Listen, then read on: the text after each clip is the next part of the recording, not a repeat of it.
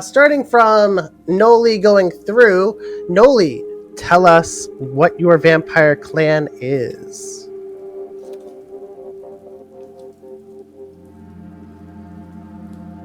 Test. Yep, we can hear ya. Awesome. Maximilian Rockerfeller is my character. I am a 21-year-old presenting Malkavian. That's what I'm looking for. Long answer to your short question. I'm a Malkavian. Works for me. Going on to Nyx. So I am Nyx. How old am I presenting? I am presenting as a 25-year-old Tremere.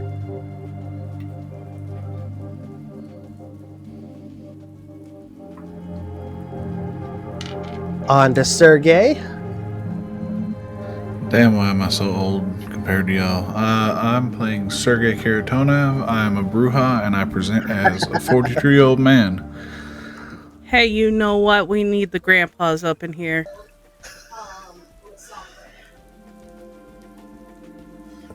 Damn, you really did just decide to say, fuck y'all. You're muted. Sable, no, I miss you already. I should not be muted. Sable, come back! Come back, Sable!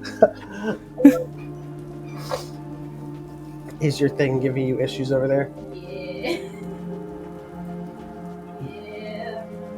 it is. We may have to up your bit rate there. You don't want to know what this experience is like right now. 1 second, guys. Sorry, we are having technical difficulties. Please note, this is the first time we've gotten 5 people together in a stream together and trying to make everything work. And you know, sometimes when you do that, the computer gets angry. And it ain't a stream until something breaks. That's right. She Oh, back! yes, we heard you. She's back and beautiful! Always beautiful.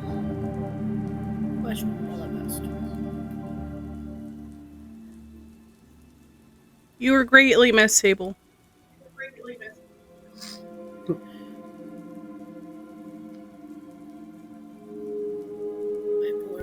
We're in the French Quarter, isn't it, Sable? We miss you. Yes.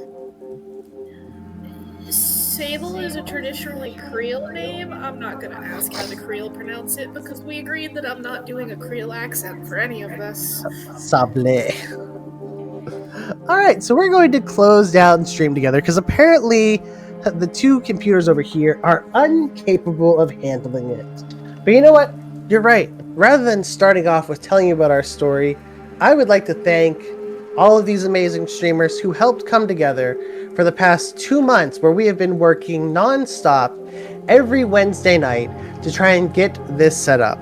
Working on building our story, building our characters, learning about the game, learning different rules and roles about the game, as well as taking time watching Geek and Sundry and the wonderful Jason, Carl, and all the people over at White Wolf, watching them play through Vampire the Masquerade. Their chapter was LA by Night, and they gave us a wonderful time. They helped us build this story very, very well. Indeed, Vixen, our story is placed kind of near to you. So we want to thank them very, very much. Let me look up who is it that made our overlay as well, because I would love to give them a shout out. Because from what I saw, they have a lot of really great overlays on Etsy. It was by PCA Stream.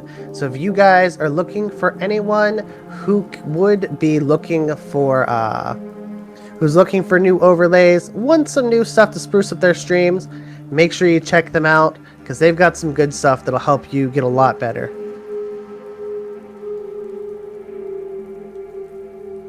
And with that, are we all set up there? I'm in process, but you can continue. All right.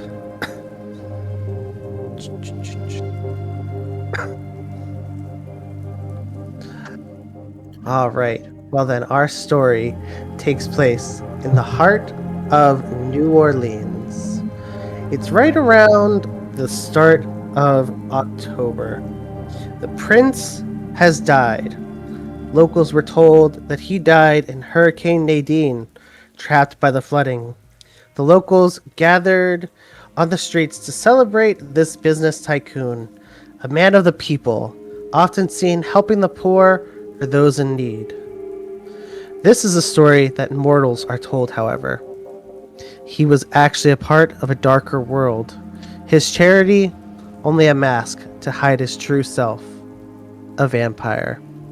In fact, he was the prince of all of New Orleans. To those who knew the darker side of the city, they knew he was assassinated under the storm's cover. But whoever killed him is unknown. His successor, Marie de Richette, was an 8th generation member of Clan Tremere. She was unwanted by the elders. They looked down upon her for her age. They cannot, however, sorry. I'm just realizing that we're having stream issues. 1 second. I'll fix this as I talk at the same time. They could not, however, deal with her blood magic. They could not dismiss the power that she held with it, because it was magic that she was not only loved for, but she was also feared, because they knew with that magic, she could rule everything or break everybody. She has only just begun to finally fill the holes that were left by her sire. But New Orleans, the city of voodoo, of the supernatural, and of death, is always teetering on the edge of breaking. Downtown at a memorial in Tremé at the Louis Armstrong Park, she was presenting a speech honoring Antonio. But as she looked out into the crowd, she noticed people in black robes moving in between the crowd. Her guards, they took notice and tried to intercept, but out of nowhere they all seemed to vanish. They ended up disappearing before anyone could catch them. It seems there's still some out there who are set on removing her from the throne.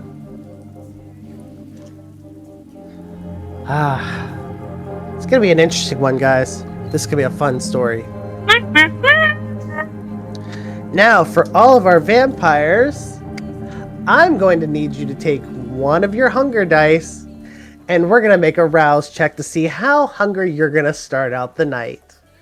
Remember, if it is a 1 through a 5, it is a fail. If it is higher than that, you save and you stay at only 1 hunger.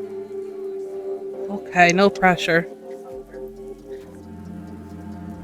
90!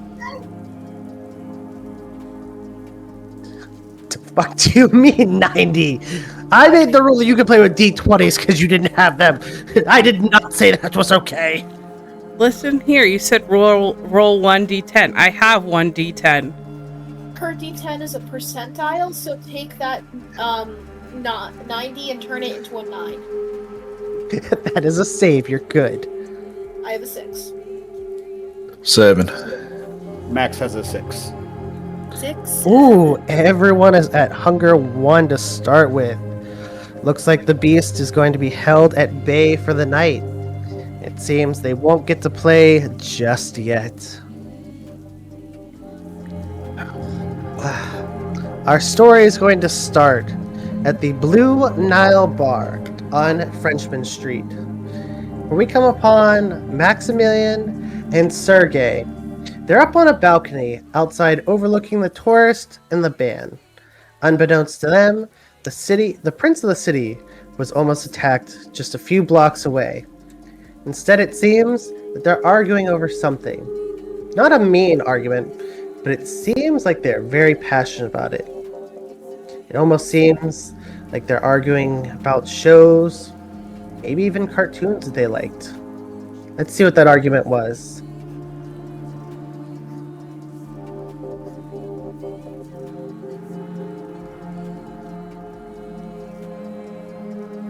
That's YouTube.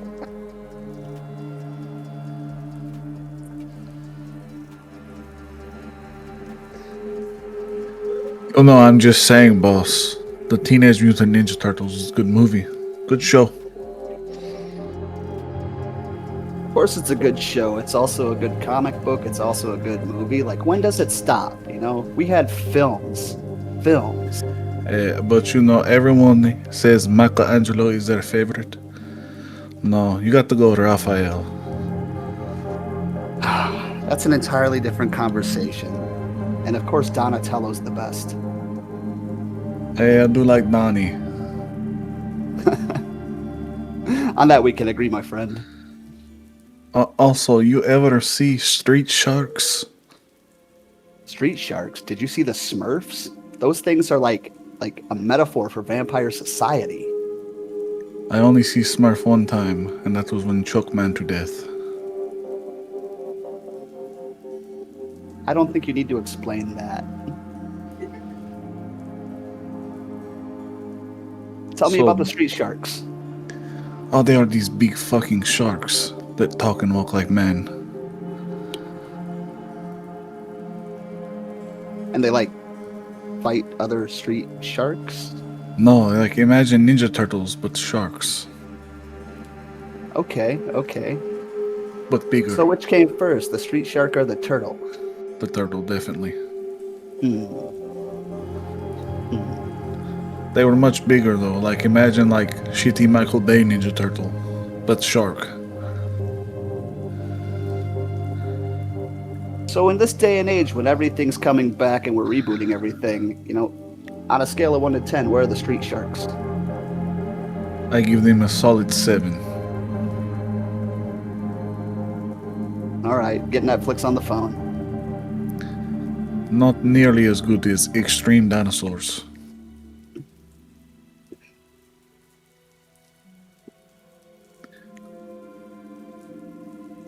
Conversation aside, boss, what are we doing here? I'm kind of looking at my shoes, thinking the same thing. Should we go eat? The band that was playing tonight was Vampire Weekend. They were an indie rock band. And as the group was debating amongst themselves, as they were still trying to figure out their favorite comic book figures, a woman dressed in a very sharp black suit with a vibrant red tie approaches their table and places a note upon the table right in front of Max. The note reads, "The prince has been attacked. Follow me to the La Laurie mansion immediately." Max, I'm going to need a wits and insight roll.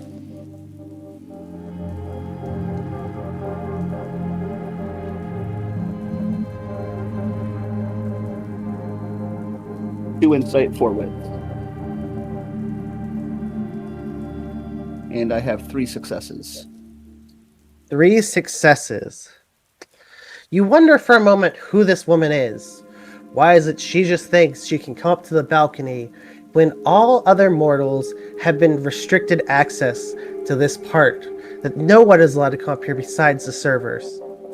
Until you notice on the lapels of her jacket and on her cufflinks a red signet, the sign of the Camarilla.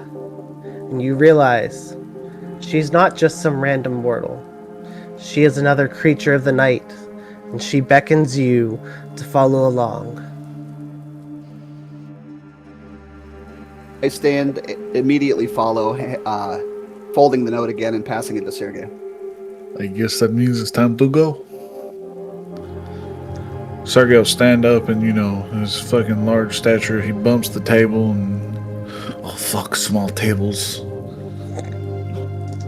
A server rushes over quickly. "Oh, don't worry about it. It's okay. It happens all the time. The table gets bumped. It gets knocked around." It was not Sergei's fault. It was small table's fault for getting in the way. Of course, I'll talk to the manager and make sure he gets bigger tables for next time.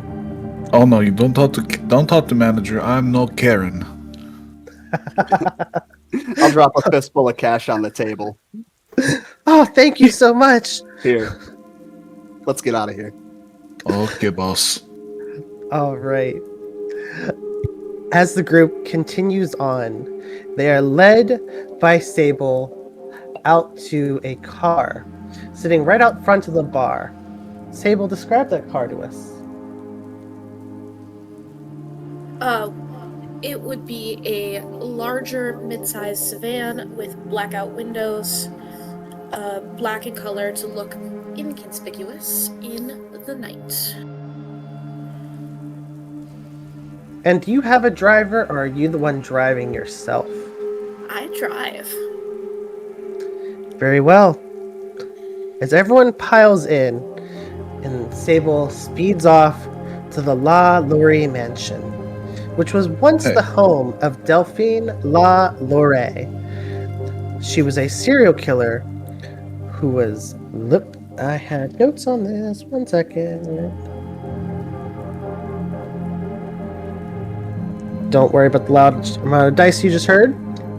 That was not an actual roll, I swear. She was a serial killer who was born in March of 1786, or 87, and she died in April 1834. She was married 3 times, but each one of her husbands mysteriously ended up dead. The mansion is old, but it's well maintained, as it is a popular attraction here in New Orleans. Many people come to see this famous home and see the wonders of it. But at nighttime, it's closed off to the public. The floors are tiled black and white, with a long red carpet running from the front steps all the way up the stairs, and it seems like it runs off to the 2 sides. The lobby seems to be fairly empty, except for some guards who are holding some large caliber guns. Looks like they could be assault rifles. Looks like some of them even have shotguns on them. They're walking around very stiff and very rigid. Everyone is on high alert here. There are 4 stationed by the by the main door, 2 at the stairwells, and 3 guarding right by a large door. There's a woman at the front desk. She looks to be in her mid-30s. Her outfit is very polished. Her dress is a crushed velvet purple. A weird outcry from the guards or the valet standing by the door. Do you guys go to greet her at the door? I'll walk up to her and greet her. Good evening. Ah, Miss Sable, you've come back already? Yes. Very well. And are these the people that you were sent to go find? I would believe so. Perfect. Our guards over there will escort you into the meeting room. The elders are waiting for you guys very patiently. They have been waiting quite a while. Merci, we will go and head in then. We can't keep them waiting for too long. Very true. Keeping them waiting only leads to trouble. The coterie are led into what looks like a dining hall. It's set very decadently. Chased gold and silverware, porcelain plates with very fine depictions upon them, and fine fluted goblets. They're all filled with a dark red fluid. Some might mistake it for wine. Others might have thought it was something else. But you know, as vampires, that is filled with blood. As you enter the room, you hear a loud arguing and banging of fist on the table. There are 7 kindred at the table. You notice they are all from different clans, and you see that they clearly cannot work well together. You also see that there are a few faces you recognize from your own clans. Max recognizes Juliet Parr. Sergei recognizes Manuela Cardos Pinto. However, Sable knows them all because she has always been here and is always forced to work for them. The valet clears their throat as they led them into the room. There are another 15 guards in here, and every one of these ones are carrying very heavy powered shotguns. They don't have regular clips on them. Instead, they've all got drum barrels on them. This means if someone was to try to break into this room, it's a quick way to a fast grave. The middle person raises their hand to bring attention to the others. Ah, it seems that our guests are finally here. She is dressed in a skin-tight black corset dress, lined with red thread, pushing her breast further up to her face, pushing them as high as they can be. Her hair is a dark, very sleek, and smooth-looking black. Her makeup is simple. She keeps a pale face with deep purple eyeshadow and pitch black lipstick. All the other kindred in the room hush as she commands respect. Welcome to La Lorraine. I am Juliet Parr, a Malkavian. I'm sure Sable has informed you of what has happened tonight.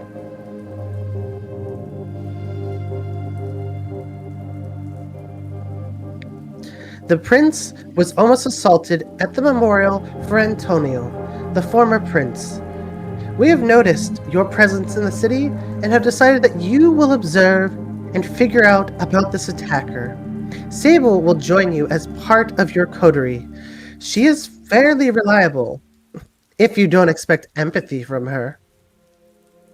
Another kindred speaks up. He is dressed in a well-designed suit, which looks very custom-made, with an intricate pattern and red tie. Really? You expect us to leave the fate of the prince and the Camarilla in the hands of a Malkavian, a La Sombra, and a brutish Bruja? I'm not leaving the fate of my clan in their hands. He snaps his fingers, and almost instantly, a young woman bursts through the door, slamming through it, almost as if she tried to break the door herself. Immediately, her tall, wild hair stands out to the coterie. Then her spiked jacket, her ripped up, tied shirt. You can hear her large platform boots stomping on the floor. Great! She arrives looking like this again! What you fuckers want from me? I can't fucking do shit! You didn't give me fucking a wardrobe to wear or nothing! I didn't get no fucking directions! This is what you fucking get! Really? This is who you want to assign to work with them? The loudmouth is who you picked? Listen here! Listen the fuck here! You get what you get and you don't throw a fucking fit! As you decide to have your little outburst, you recognize that quite a few of the guards have started to lift their shotguns and started to take level at you. Ma'am, just give the order and we'll put the loudmouth back in her place.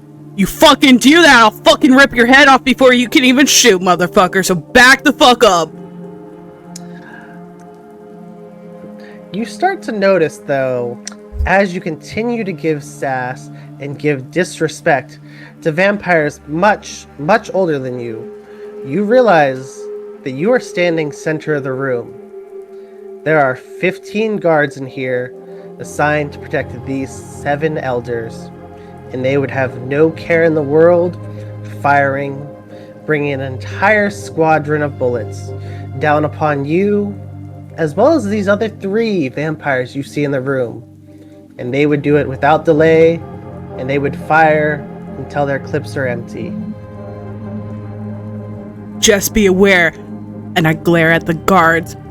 I respect my fucking elders, but you motherfuckers are the one pointing the guns at me. So I have no respect for you fuckers. Anyways, she will be representing our clan, because she will at least make sure that our interests are kept well in line. And Juliet continues, well then, if we are done with the quarreling, you four are to investigate the Louis Armstrong Park and see if the would-be attackers have left anything behind.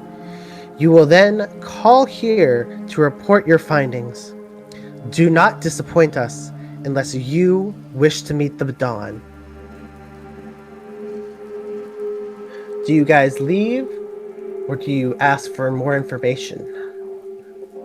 Seeing as I fucking showed up without any information, I need some more details. You gotta inform me if I'm gonna do this job right, okay?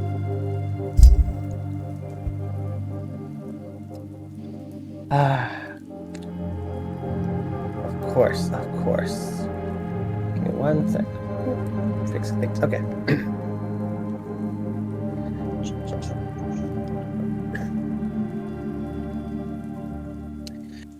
Ian. Sergei's not really paying attention to this. He's just kind of looking around. Just assessing how many of these guards you could take out if you needed to. He's just like, you can hear under his breath, they have little boy shotguns. Yes. In Soviet Russia, Sergei is much more accustomed to much larger shotguns, accompanied by much bigger bullets. And because of that, Max is doing the complete opposite. He has no care in the world about safety or security because Sergei's got him. I'm focused on the conversation. Leaning against the wall, just trying to look very nonchalant and very respectful at the same time. And I'm just standing there with my hands on my hips being like, come on, give me the fucking shit. I want to go. Come on. I want to get the fuck out of here. Well, your clan elder, Ian Carfax, he looks at you. Oh, why is it you never read the messages we send you? We told you that the prince was almost assassinated at the memorial today.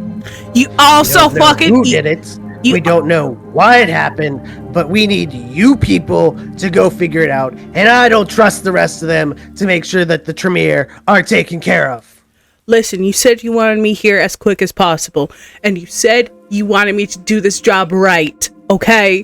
Which is it? Yes. I am very glad that for once you are punctual and not off on a stage playing another band, playing another cover of some 80s fucking rock music today. Listen here, motherfucker. If I might interject, we do have a pressing job to do, and time is of the essence. I just look over at Max, finally acknowledging him, being like, I gave up a gig tonight to be here. I know what pressing time means, but I need to make sure I get my information before I fuck around and find out. Absolutely, but discussions about how we are getting that information is taking time. Let's go. And with that, before you can even try to reply, you are immediately ushered out as the valet takes you by the arm and pulls you away from the room. As you leave the room, you can hear all of them go right back to their arguing, right back to their complaints, and right back to their fighting. It seems that tonight, there'll be no difference for them. They're going to keep up their attitudes and keep going at this fight. My apologies for ruffling clothing, but we do have a timeline. I will let it slide this one time, but be aware, this is leather, okay? It's very delicate. I paid a lot of money for this, and honestly, I don't like being touched by the entourage, okay? If I Okay. so do get We brought a Sergei for that.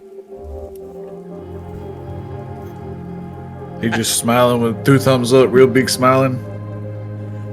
I look Sergei up and down and be like, he might be the only one that can manhandle me just right. Do not worry. Sergei is from Russia. Anything that happened here, nothing. With that being said, I will go pull around the car.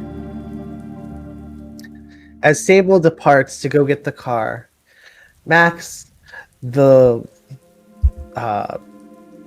receptionist at the desk, she waves you over.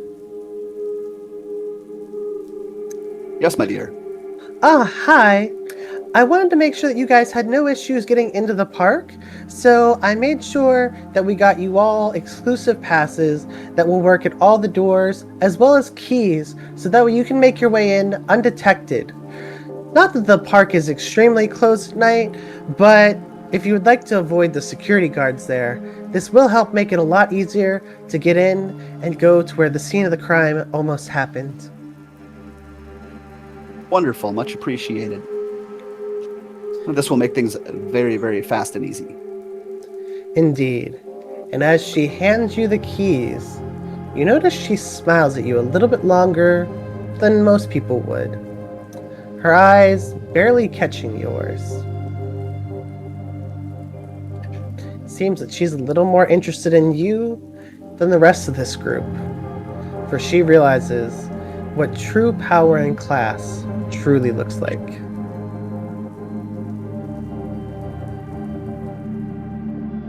I'm going to activate Auspex. Scry the Soul. Scry the Soul. All Level right. 3. Cost 1 rouse check. Dice pools intelligence and Auspex versus composure and subterfuge. Thank you, because I did not want to have to look that up.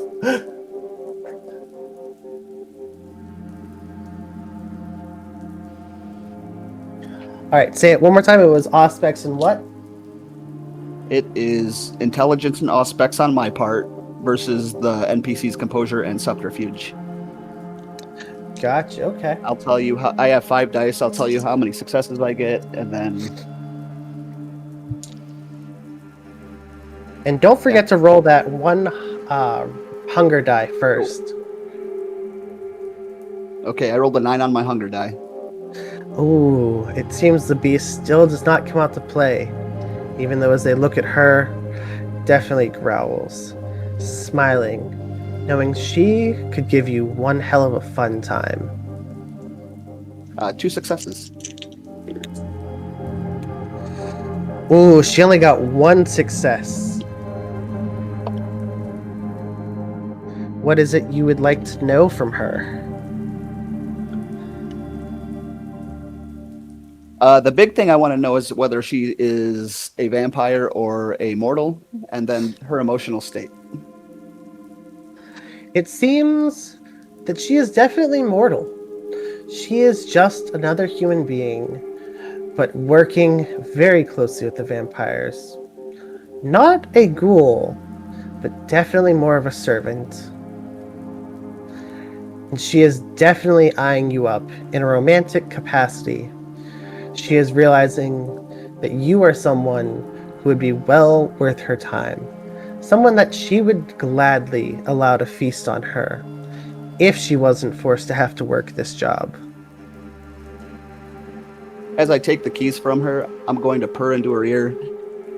Give me a call when you're off, doll, and slide one of my cards into her hand. She blushes brightly and nods. Yes, sir, of course. I am so paranoid that I scried her soul to make sure she wasn't lying to me and trying to use me. That is all that was. I'll turn As an and hand the keys to my Malkavian, that is group and- that is definitely well within your rights. Let me make a note of that. Can I ask, do the rest of us, minus Sable, observe that interaction? Indeed, you guys have been watching. You notice as he went over, got the keys, you notice the awkward intimacy of it. I'll wait until Max gets back to say this, but I take a very keen note of that interaction. Ooh, okay. I will come back to the group and hand you the keys. So that receptionist seemed to have the hots for you, sir. Yeah, she was nice. She Boss, was. you put them moves on, eh?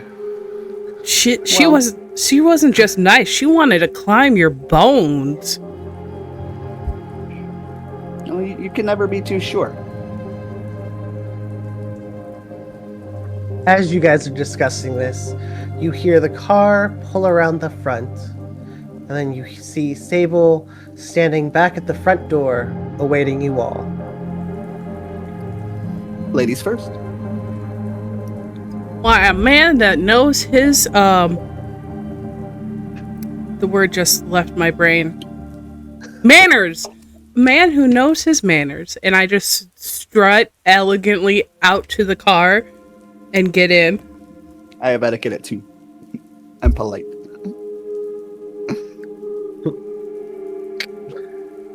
Now, Sergei is a very big man. Would Sergei be riding in the back seat, or is he going to take the passenger seat for himself? Probably the passenger seat. I mean, we like trying to put Shaq in a Buick. Very valid. He may fit, but it would not look he's even very like, good. He's even like, Sable, can we go back to bar and get my truck? This car is a little small for me. Will your truck carry 4 people? Yeah, 2 up front, 2 in the bed. That seems like a safety concern. He's fine. I'll drive the truck by myself. They can ride with you. Perfect. As you have this conversation, you do see one of the valets standing by the front door. Miss Sable, you are authorized to take one of the SUVs, one of the Cadillacs, in fact, as this is a mission of utmost importance. Yes, We let's do will that. allow you to take the Cadillac this time. Will you tell the council how grateful I am for this, and I will use it wisely? But I will get the Cadillac. Perfect. As all of you walk into the parking garage, you can see lines of expensive cars and fancy automobiles lining the whole way. And towards the back, you notice there are 6 very, very large black Cadillacs. All the windows tinted pitch black. The rims, a stunning silver. And the tread on the tires looks as if they've never been used. It seems that these vehicles don't move very often. I forget how much moolah these guys fucking have. At least he's much better. I've seen bigger. I've seen bigger. I mean, Well, if they have everyone Hummers too. The Escalade's good though. Let's go. If everyone is done with childish jokes, I would prefer to get on the road. Let me tell you a story about Sergei's first American car. It was As everyone jumps into the car, Sergei continues his story as Sable starts heading to the park. It was 1983 Ford Festiva. It was like putting a large child in toddler pants.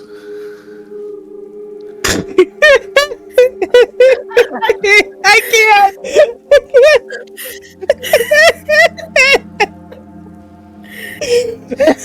Oh my god. You're not supposed to break the storyteller. I look you dead in your eye and go, whoever sold you that was a horrible salesperson, and you should have probably killed them. But On I the bet. contrary, it sounds like they were a fantastic salesperson. Plus, I bet it was a sight to see, man. He told me it was best car on lot. And Did not you want to believed sell him, me. Sergei. Did not want to sell me a GTO. That may have been for the best. You and automobiles, You enjoy them quite well, and you're a very good driver. But sometimes when you're given things with a little too much power, you like to push it as far as you can, and sometimes the vehicle doesn't survive. You, however, being a very large vampire, usually recover pretty quickly and heal.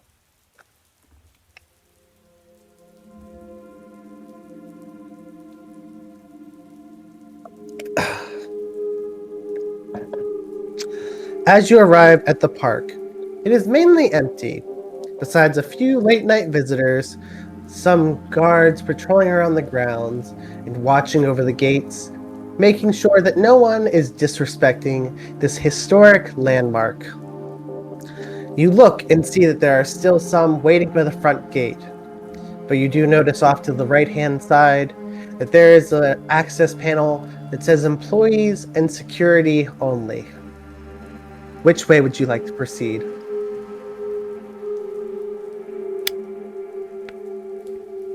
I would say let's go through the less busy side. I don't really like engaging with people. Where we provided the proper documentation. We have everything we need to walk right in the gate, yes. Perfect. Very well. As you all walk towards the security door and go to enter in, the door doesn't open at first until you flash the badge over the panel. You hear a loud beep, the light goes green, and the door unlocks, allowing you inside. As you walk inside, there was a guard who was waiting at a desk there. He nods, recognizing that even though you're a very odd-looking troop and don't look often like the normal security, he recognizes the badge you have and realizes you guys are here on a much different purpose, realizing that trying to stop you would only lead to a stay in the hospital. He hands you a map and points out directly where the memorial was.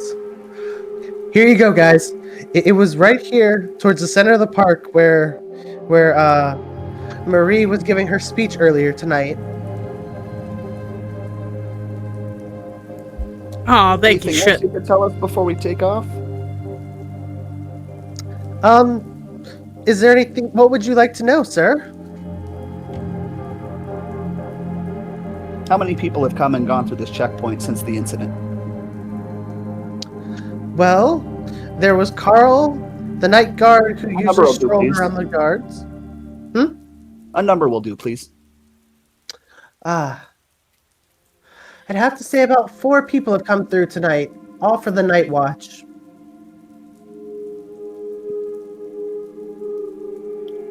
Anything stand out about them? Well, the one man did seem a little hurried. He just kind of rushed in. He quickly flashed his badge, he kept his hood up, and just pushed his way through. Was this new employee or did you know this man? We figured he was a new employee and that he was probably running late for his shift because he arrived after the rest of the guards had arrived for their shift. So you see unknown man rushing and you don't stop? Well, sir, he did have the correct badge and keys to get in. Is your security really that poor, where just a badge and some keys will get somebody through? Well, ma'am, those keys and badge are not very easy to get.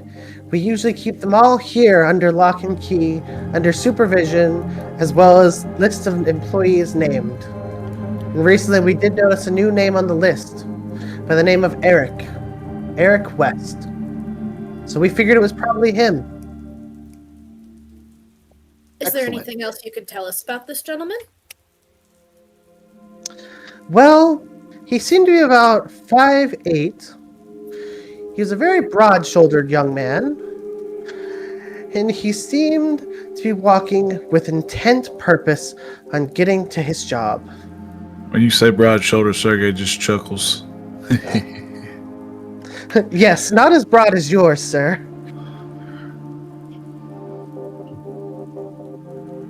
There wouldn't be anything you're accidentally leaving out, perchance.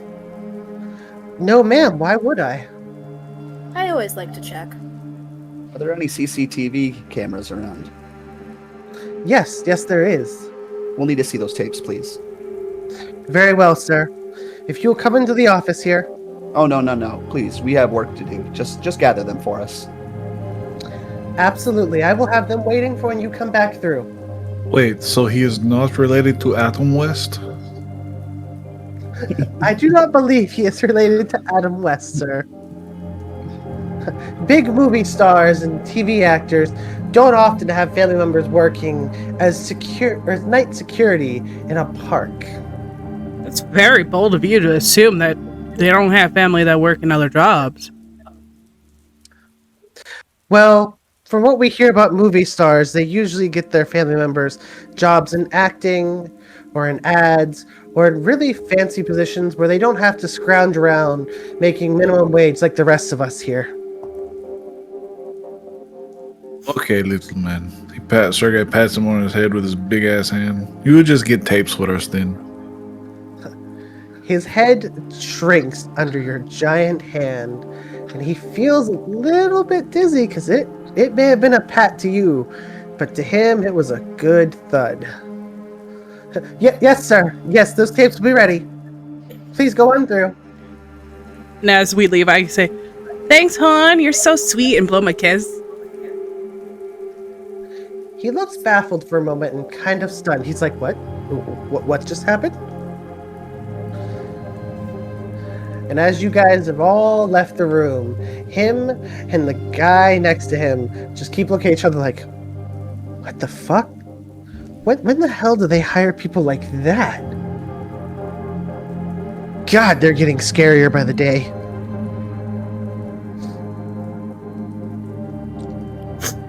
As you guys enter the park, you can see the sky and the stars up above. It is a clear night. Very rare here in New Orleans, where it's usually very humid and there's clouds often hanging overhead.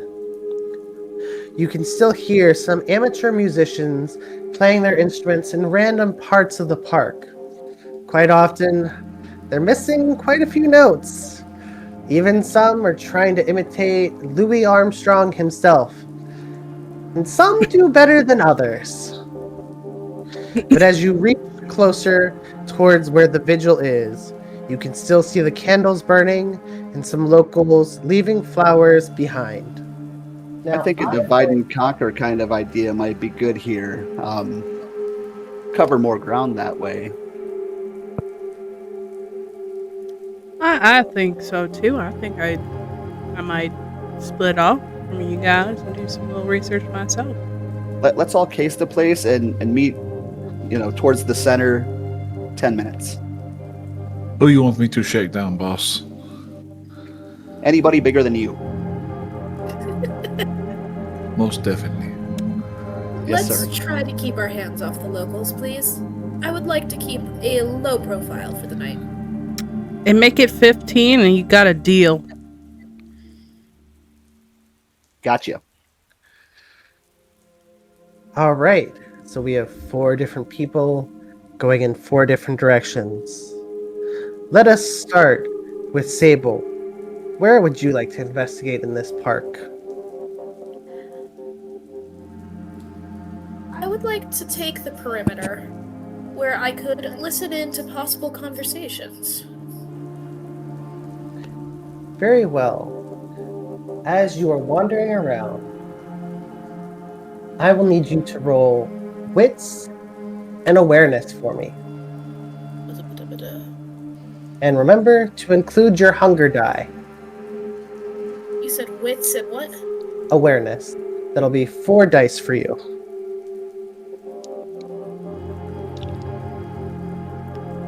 And then hunger die.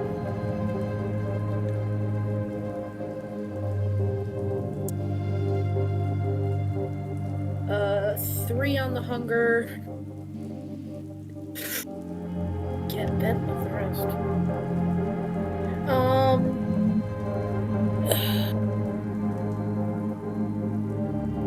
2 10s, a 2 and a 1. So then you got 4 successes at that point, because those 2 10s count as crits, and since you got them as a pair, they work well together, and they cancel out that failure and that almost bestial failure. So with 4 successes, you notice that there are some words carved onto a tree. They read, "War comes, blood will flow." I would like to take a picture and set it off to the council, but I don't have anyone else's number, so I will save that till I deem it necessary to share to the group. Very well. Let me make a note of that.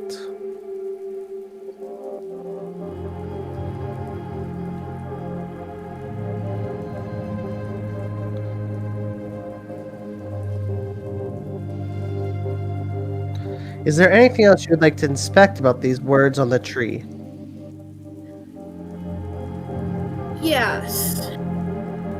I would like to walk up to them and see if I could even begin to guess how they might have been put into that tree. Carved versus, like, knife. Versus burned. Give me an intelligence roll.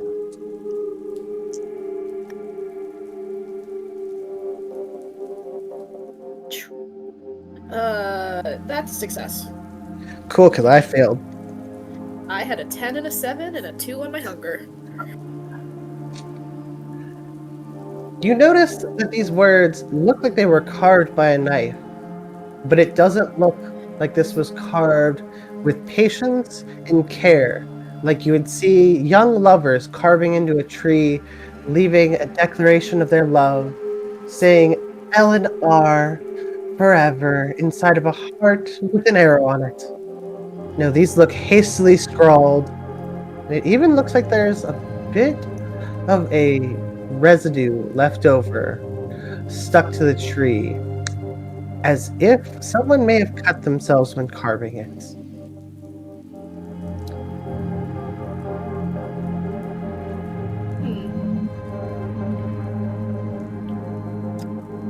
Could I taste it? You would like to taste it in this park that does still have other people around. Ooh, fair. No, I would like to not taste that. Let me not become a problem in public. Is there anything else around the tree that would catch my attention? It does not seem to be that there's anything else near this tree. Then I'd like to start slowly walking down to the center so I could possibly listen into anything else if there is anything. Very well.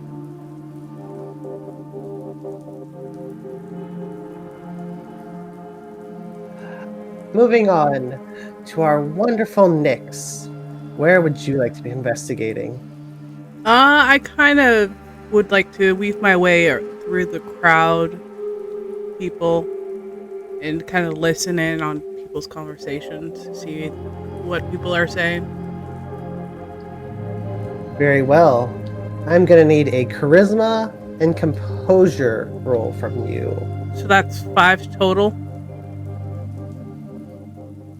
Correct? Yes. Okay. And since you are at 1 hunger, make sure one of those dice is your hunger dice. Okay, and 6 and up is pass or fail? 6 and up is a pass. Okay. And if you're having to use your d20s, if it is 11 to 20, it is a pass. Okay.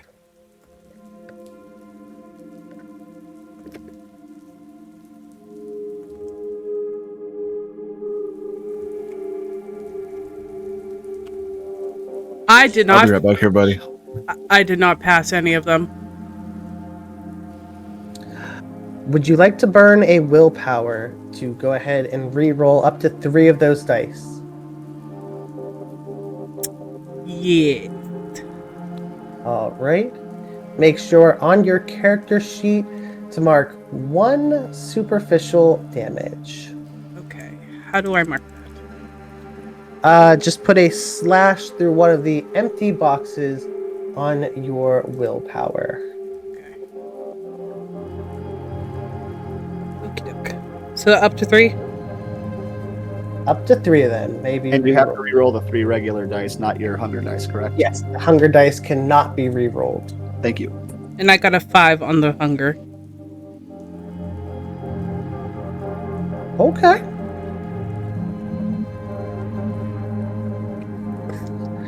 On those 3 that you re-rolled, what did you get? 5, 9, and 3. Got 1 success. You notice that people are a little suspicious of you just weaving in and out of the crowd, just making your way through everyone. They don't really suspect that you're listening in, but they're definitely just kind of wondering what a rock band musician or a rock band aficionado such as yourself is doing in the middle of Louis Armstrong Park in the middle of the night. It doesn't really seem like where you would normally be. So I take there's the memorial thing in the middle, right? Yep. So I'm kind of take note that they might be suspicious of this and kind of make my way up there and like take a seat up there and look like I'm just paying homage to the memorial and start humming kind of like hold on, let me see. I start humming like a song under my breath. It's called The Killing Moon. I just like lightly start humming that to put people at ease and kind of I don't know if this would be under performance or seduction to kind of put them at ease and lower their suspicion. I think that'll be performance and persuasion, actually. So that's going to be 4 dice for you. Yeah, okay. With 1 being the hunger. Correct. 6 for the hunger. 1. 6. 3. Very well. It seems that you have passed.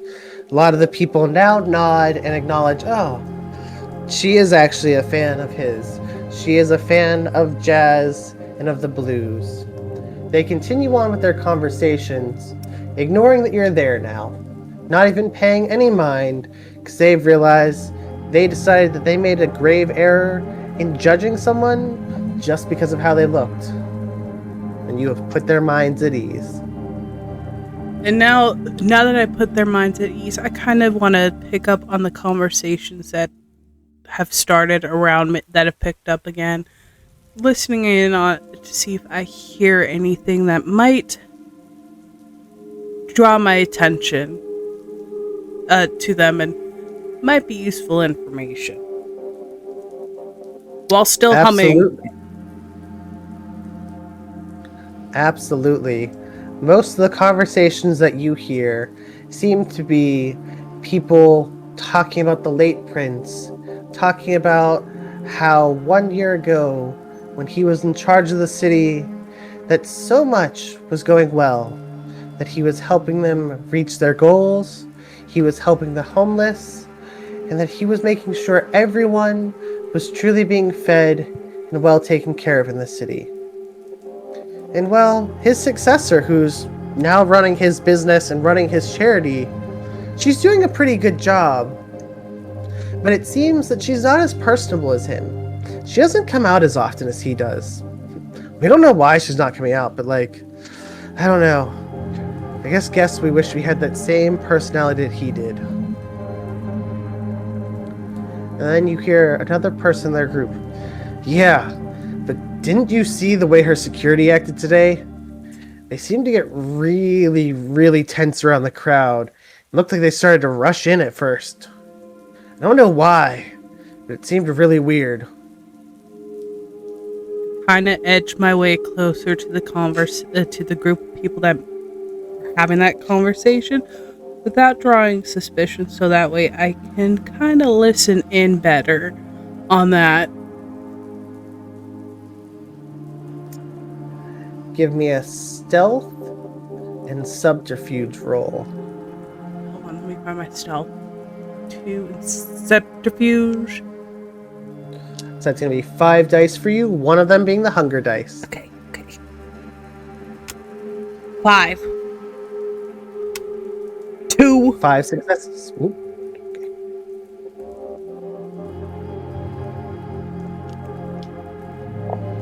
You said 5, right? Yes, 5 dice. I had 1 success. 1 success? Yes. Oh, I only got 1 success on this side as well. So it seems they don't really notice that you're getting closer. But you do notice that somebody else who is standing somewhat close to them pipes up and joins in on their conversation. Yeah, but did you notice those weird figures who were in the black robes? They all started to seem like they were moving towards the stage at once. But the moment that the guards started standing up for her, and started moving closer, they all ran off. I take It was really weird. It even seemed like they just vanished out of thin air. And I mean, I know that there was a lot of us here, but why did they just seem to vanish into the crowd? It was weird. What do you mean, vanished? She looks startled as you approach her. Oh, well, I mean, one minute I looked and I could see people in black robes standing around and could see them approaching towards the stage. And then the next, they just seemed to take a few steps back, and then I could no longer see the dark robes. And they were decently tall people, and they just seemed to vanish out of nowhere. How do I want to word? Would you say they kind of made it look like they disappeared? Or just seemed to blend in with the crowd and leave? I don't know. I mean, people don't just disappear and go invisible, right? Like, it only happens in movies, in spy stuff, or in, like, supernatural things. But those things don't really happen in the real world, do they?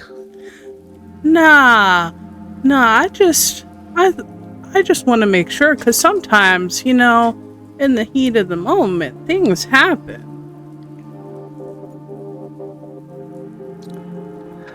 She smiles at you, and then she looks up at you, inquisitive and bright-eyed, remembering, oh, but I do remember that the one who was standing next to me, he dropped this weird brooch that landed on the ground. I mean, it has a weird mark on it. I think I've seen it down in the French Quarter with the witches over there, but I wasn't too sure about the symbol. Do you happen to have that brooch on you? Yeah, here, take a look. And she hands it over to you. So I look it over very I look it over very well and thoroughly. Would I recognize the symbol? I'm gonna need an occult and intelligence roll from you. Occult and intelligence. 6! Okay. And it is a DC of 3.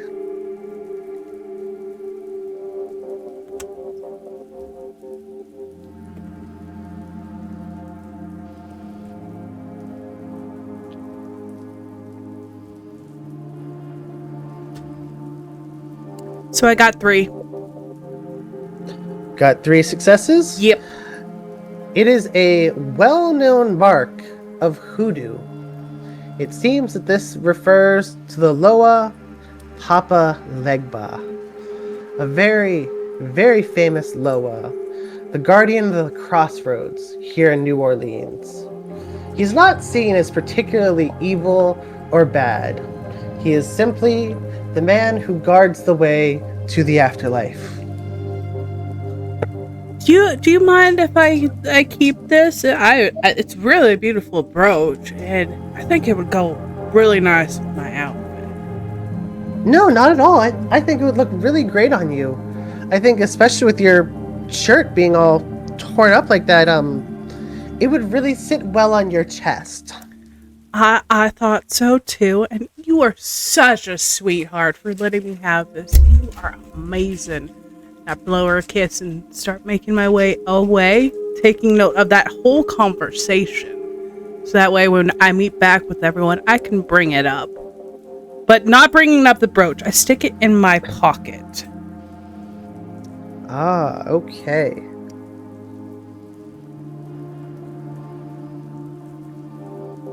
Let me make a note of that here. And as I do, you notice that she's smiling brightly at you as the others rouse and pick on her. Really? You were staring at her tits. Could your eyes have ended up anywhere else besides looking down her shirt? I just turn back and say, hey, don't hate her on looking at a nice pair of tits, you know? They're pretty good. I'm ashamed you guys weren't looking either. They all blush and turn away as they try to hurriedly move away, realizing that they have been overheard.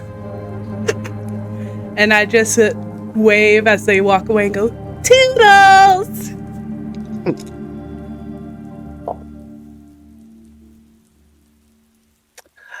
All right. Sergei, what are you doing in this instance? Sergei's just kind of... Go ahead, Nyx. I was just going to say, I'm going to be right back. Continue on. Yeah, Sergei's just kind of moseying around because he really don't give a shit about vampire politics or any of that. He's only here because Max is here. So he's just like walking around, acting like he's looking here, acting like he's looking there. Maybe Just kick a rock keep your here or eye there. overall? Yeah. If he sees something, he might interact with it, but he's mainly just acting like he's interested. Very well. Give me an awareness and intimidation roll. And remember to include your hunger dice. Awareness and intimidation, so that would be 5 plus 1. 7 on the hunger. I don't think I have any successes. Was anything there above a 5? Nope. I had 2 that broke even at 5 and the rest were under. A reminder that zeros are 10s. Oh, no, these are all under. I had 2 5s, 2 3, and a 4. Did you want to burn a willpower to re-roll? Sure. All right, you can roll up to 3 normal dice. Your hunger dice will stay, though, at that 7. 2 successes, a 10 and a 9. Perfect. With 3 successes overall, you're walking around the crowd, looking out, keeping an eye, making sure that no one is daring to approach Max without his permission, and keeping an eye on the whole crowd to make sure nothing strange is afoot. You notice Nyx flirting with some cute little blonde, getting her attention, and seeming like she's getting information from her. You should make sure to make note of that for later. It seems that she does have information that'll help later. Noted. But you also notice that people are definitely shying away. That they're definitely realizing the sheer size and magnitude of you. They're not exactly afraid of you, but the size of you definitely causes some intimidation. It's not often that they see a Russian of your size in other places besides movies like Rocky. It's okay. It reminds him of home. Yes, big man, small bear. That is a story for another time, my friend. Of course, of course. We'll have to get to that story later on. However, as you're walking around, you do start to notice, it seems that in certain spots of the park, there are just people standing around. They're standing without anyone around them, but they look as if they're looking intently inward towards the crowd. They don't care for the music playing. They're not looking at the memorial. They're standing affixed and staring into the crowd. I'll approach. As you begin to approach, we are going to cut over to Max. Max, what are you doing in this instance? Oh, when we split up, Max has 2 goals. The first one, the big one, is to find a longtime resident of the park here. So like a food truck or a hot dog cart or a street musician. Find somebody that fits that and beeline towards them. Absolutely. Of course, there are food vendors here in the park, because while this may not be an amusement park, they do allow street vendors in here. And you see a little old weathered lady, black. Yeah, which one looks like, the least attended, the least used, the one that would be the most bored? She doesn't look bored, but she does look like she's been here for a long time. People are coming up to her, referring to her by her first name, and she greets them all like they're family to her. Even though there's no way that even these small children coming to say hi to her would ever have known anything about her. The other vendors seem to be very nonchalant, not really caring about the crowd. That's the one I'll head to then. All right. As you approach her food truck, it says Good Southern Cookin' by Mama Jemima. I'm sorry, that came up on the spot. By Mama Jemima. She looks at you. Woo, baby! Look at you out here in that nice suit. What's you fixing for? I'm going to pull out my wallet, very slowly pull out $100 bill and put it on the till, whatever. I'm looking for the number 1. Oh, the number 1, of course. Try to catch her eyes. Of course. Please note to any black people who are watching this, I do apologize. This is my best impression of a southern black woman, okay? This is why I didn't want to be a Japanese character. And this is why I'm not doing a Creole. Yep. Anyways, Rock I can do this. Well, baby, looks like you want more than just food tonight. Looks like you fixing for some information too, huh? I'll hand Well, her about alright. 100 and say that would be great. Well, all right. Tell me, what can Aunt Jemima do for you tonight? I want you to really rack your brain. I really want you to think about what happened tonight. There was a big incident, and I'm just curious, like, what happened? Woo, you talk about that incident with Miss Marie out there? Is she looking me right in the eye? Yes, she is. I'm going to activate Dominate 1 and compel her with a single word, remember. Ooh.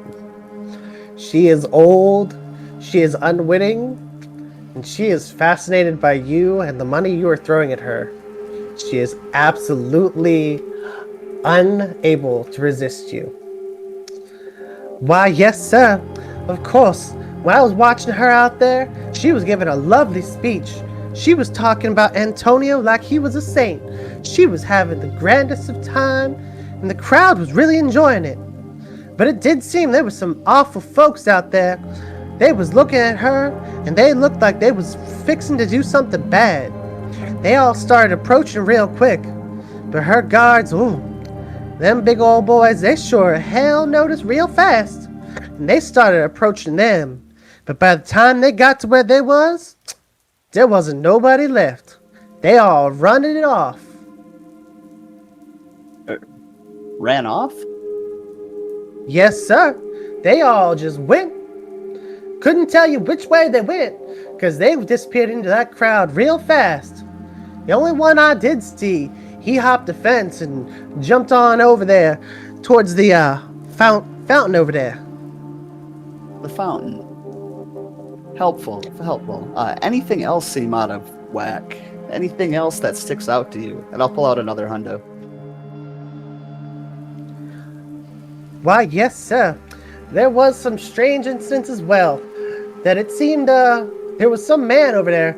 He was carving up on one of them old oak trees, which they know isn't allowed here in this park. We don't take well to visitors just carving on our woodland hills and carving into our structures like that. It seemed like he was fixing to just desecrate this land and show no respect to this wonderful musician. It is a shame about the youth of our days.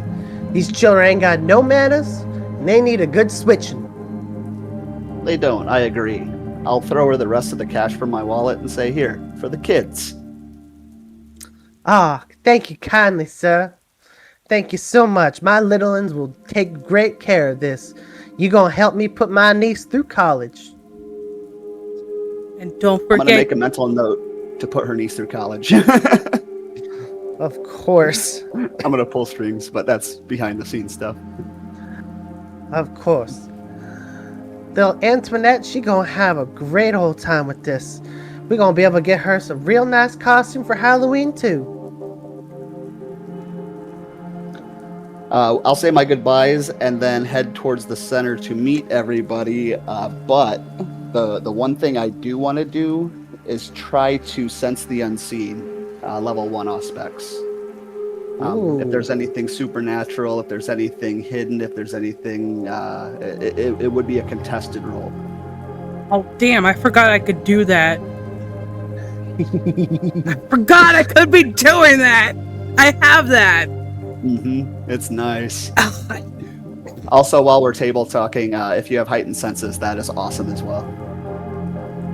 Yeah, you reminded me of that. I was like, I did not take that one. I was thinking of that earlier. I was like, when will I use this? And then, of course, I was like, I should have done that. I can't tell you much. I know how to make people tell me. Very well, Noli. What dice do we gotta roll here? So it would be wits and aspects or resolve and aspects. I would say probably wits and aspects because I'm actively searching. Very true. I do agree The resolve with and that. aspects would be like if I was defending against like somebody using obfuscate to walk past me. It Very would be true. my wits and resolve. Yeah. Indeed.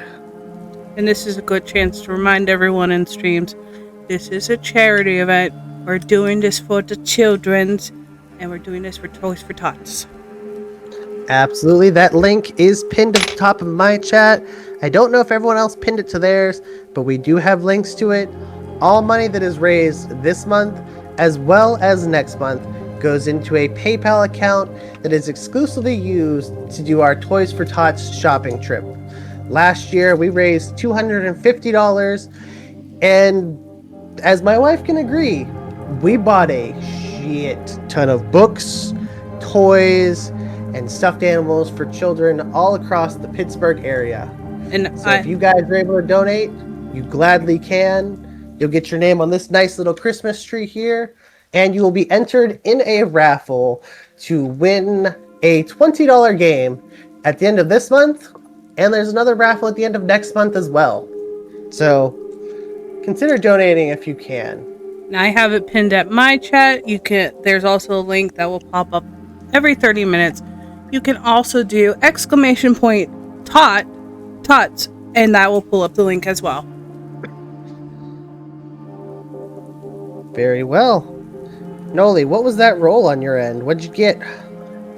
Apologies, I have not rolled yet. It's all good. 4 auspice. And don't forget to include your Yep. hunger die.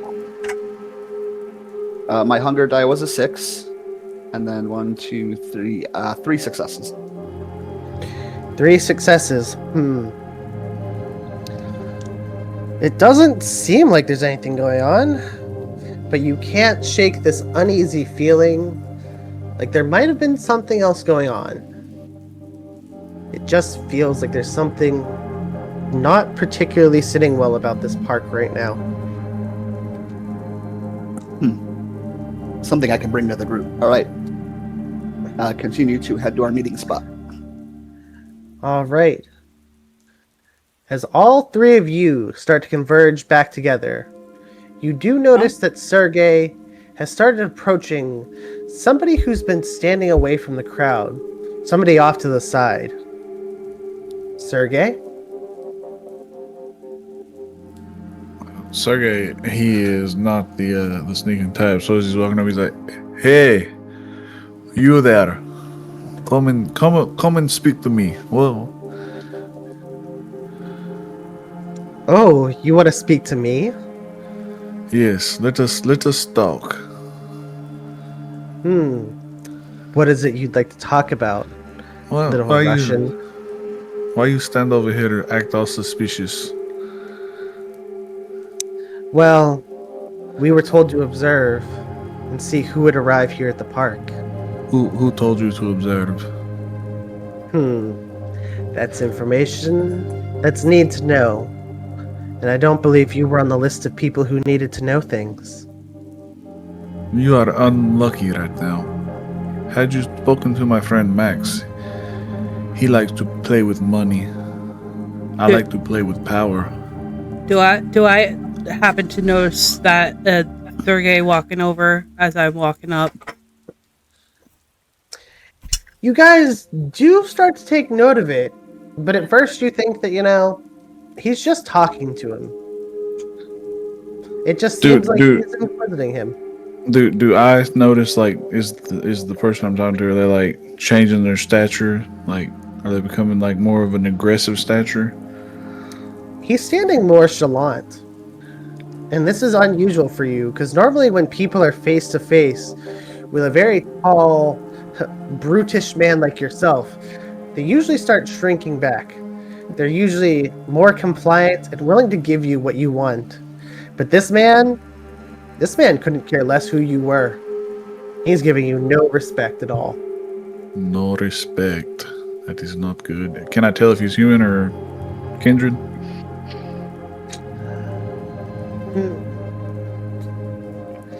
Give me a wits roll. Oh no. Wits and awareness, in fact. So that'll be 5 dice for you, and one of those will be your hunger dice. So 4 normal dice and 1 hunger dice? Yes. 5 on the hunger dice. And 3 successes. 3 successes. This man does not really seem 1 like success is a 10. Gotcha. No worries. Crits only count if they come in pairs of 2, but Okay. still, a success is a success. You can tell that this man doesn't really seem like he's breathing. And from the fact that you didn't notice him until well into the evening, and no one else in the park has really seemed to take notice of him, you definitely sense that he's not of the mortal world. But people are now noticing you approaching him. I'll kind of look back over my shoulder at Max and Nyx and Sable and kind of give them the head nod. Why don't you wait here and speak with my friends?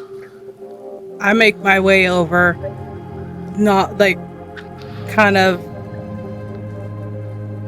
sauntering over, not sauntering, but like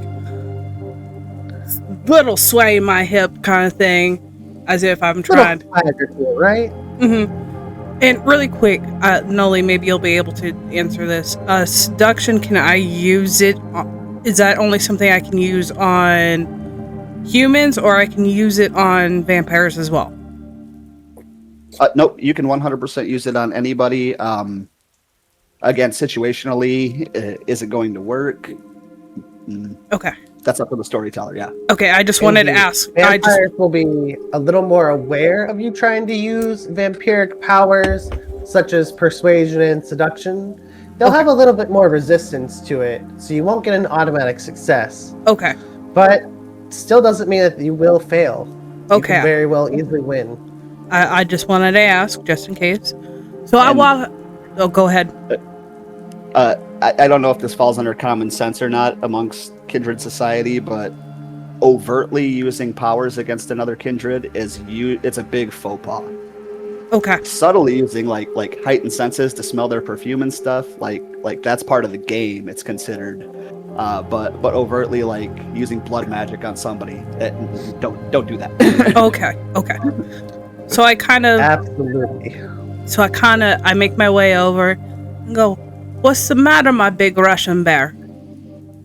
This one is suspicious. I think he sits here to watch us. Oh, he was sent here to watch little old me? Shit. Are you one of my groupies? And I kind of start slyly seducing him. And just start... Go ahead. Just casually dying. We're good.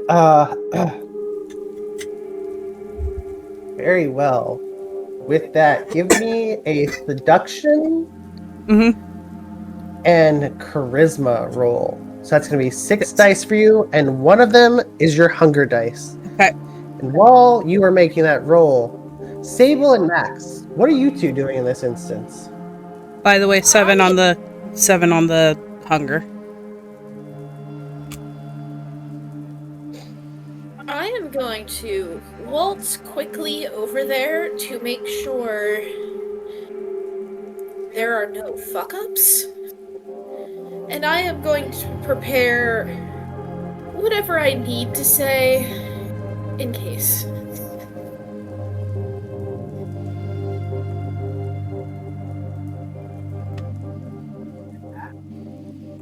And Max? Oh, Max is sauntering over, making sure he takes his time, making sure he's the last one to arrive. And Sergei's got it handled. Max has no worries. So I'm still looking around, kind of. I've got Sense the Unseen up and just trying to. I've got this feeling something's just not right. And usually when I get these feelings, like either really really good stuff happens, or really really bad stuff happens. So I'm on alert. Give me another wits and aspects roll. By the way, I only got 1 success on that. 1 success? Yeah. Would you like to re-roll for that?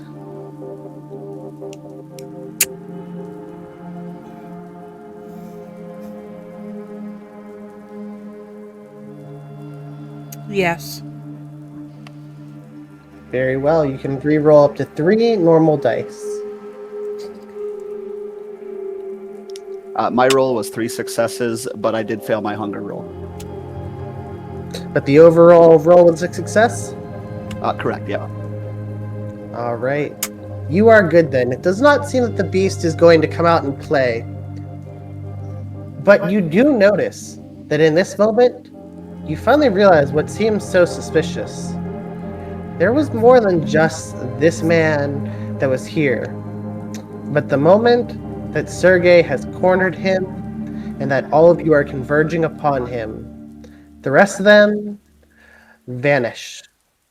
They start running off. Not in a strange way that would cause people to be alert of them, but seeming as if they've realized they forgot they were supposed to be somewhere, and they all take off running. There was 4 of them there. So go ahead. I still nonchalantly walk up. I still want to be the last one to walk in, but I'm going to immediately text Sergei, detain him. And I got Very well. And I got 3 success on that reroll. A total of 4. Ooh, there we go. This man's seeming a little more happy now. He is smiling. He's kind of blushing. He's like, "Huh, you know, doll, You look pretty good, and you're pretty cute looking. But sadly, I wasn't sent here to have fun tonight. Instead, I was sent here to make sure that we could figure out whoever was going to come look into the incidents that happened. Well, we can always have a little bit of fun, too. Ha! That does sound like a pretty good time. I can guarantee you, the Russian bear over here, he can have some fun. He might be intimidating, but trust me, he will give you a good time. We can have a little fun. Why don't you just hang out with us for a little while? Is there anything else you're doing besides just speaking to him? Are you moving closer? I'm kind of chest. I'm moving a bit closer. I slightly brush his arm. I'm like, ooh, I feel a little muscle under there. You work out? Yeah, here and there I do, kind of just, even though we're undead, doesn't mean we shouldn't keep an eye on our physical stature. Russian bear, you should feel his muscles. You should feel them. You should really feel his muscles right now. At this point, Sergei feels the vibration. He pulls out his fucking Nokia peanut phone. Oh yes, I will feel his muscles. He grabs his arm. But he doesn't let go of his arm. He's got some feeling a little bit tighter, huh? It is very American. American? Define American for me. It reminds me of the Ford Festiva. You and your cars. What's this with cars?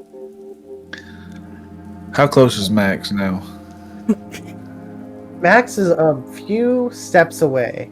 However, you notice that Sable, almost undetected, has appeared directly behind this man. Standing there, just out of his sight, he hasn't seemed to notice her. And you are definitely shocked to see how quietly she has moved. Nyx said a good time. Sergei tell you about the time he interned as prostate doctor. Whoa! I'm good. My last physical was a few months ago. I'm good. The doctor said I was clear. And as he is saying this man seems to be getting nervous, but realizing he is not getting out of this man's grip. Sable, what would you like to do? I would like to go up behind him and whisper in his ear, "You might just want to listen to the man that's a little bit larger than you, lest something poor happen." He jumps. Audibly jumps. On accident, even moving himself closer to Sergei. What the fuck? How the fuck did you get there? Whoa there, man. Take it easy. This is my friend, Sable. She just likes to look from behind. No need to freak out here, bruh. Yeah, well, she's fucking creepy. She just appeared out of nowhere behind me, I'm a little uncomfortable with people who can sneak up on me, okay? It's kind of my job to sneak up on people, and you just magically appear out of nowhere! Listen. It seems to be your problem, but I would like to keep the quiet down. We don't need to disturb everybody else. Yeah, let's keep quiet here. Listen, I like it when people creep up on me. It gets me excited. Just embrace it. And as he seems to be getting louder, Sergei, are you going to do anything to start quieting him down? I still got hold of his arm, so I'm just going to lean down and whisper in his ear. You might want to be quiet before I put suck in your mouth. I do not want to do this, but I've done before. He acknowledges and realizes that he is completely surrounded, definitely outmanned, and he's noticed that all of his allies have run off. While they may be doing their job and going to tell their bosses about what's going on, he is the odd man out. He is the weak link. And tonight is just not going to be his night. And as he quiets down, Max finally approaches, flipping his hair back and smiling that devious smile of his as he approaches the group.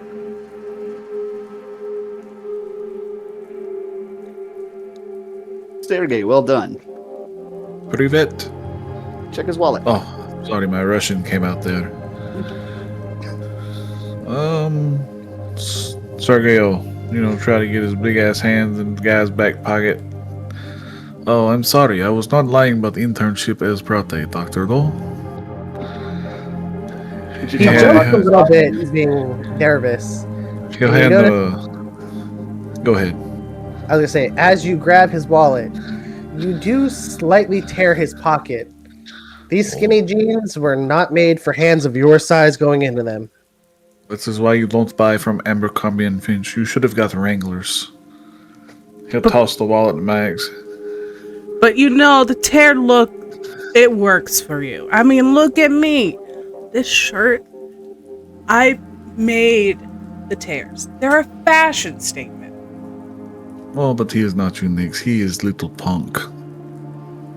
But that helps the look. That helps the punk look. He is punk in bad way. Like, scrawny Russian that will not take steroids during Olympic program punk. I'll take your word for it, then, Russian bear. Not saying that Sergei ever took steroids, but I am no punk. That you aren't. Max, as you take the wallet, what are you looking for? Identification first. Very well. It seems that there's an ID card in here. His name is Alex. His name is Alex West. But, the birth date on here doesn't make sense. This says that he was born in the later part of the 70s. But this guy doesn't look like he's much older than 20. Size him up. Something here isn't adding up. 5'8", meets the description that we were told earlier. He does match the description. Is there anything of interest in that wallet over there? I'll toss it to her. I catch it and look through for anything of interest to me, IDs, credit cards, the such. You take notice of his ID, noticing the same things, that it is his name. It's an older picture of him, but not older in the way that it doesn't look like him, but it's an old-timey looking picture. It's worn. It's weathered. And his age definitely doesn't line up with how he looks. As a side note for everyone, no one else besides Crash and Artie, no one besides Sergei and Nyx have noticed that he is undead yet. So to you two, it does seem a little strange. This man's age is wrong. It does look like he might have had a fake ID, but this is one convincing fake ID right here. And you also notice he has no credit cards, but he does have quite a lot of cash in there. Can I look for marks of a possible maker of the card that I would know from the markets? You do notice that stamped on the card is the address for the Florida identification offices. You notice that it is a United States ID. It is officially stamped, but the stamp even on it says that it is from 1987. So this card is old, but it looks official. Can I then compare him to the ID? Absolutely. When you look at the picture on the ID, and you look at the picture of, or you look at his face, they are identical. This man has not aged a single day over the age of 20. Then am I able to take note of him? Absolutely. You are taking very good note of him. Are you pocketing his ID? Absolutely. All right.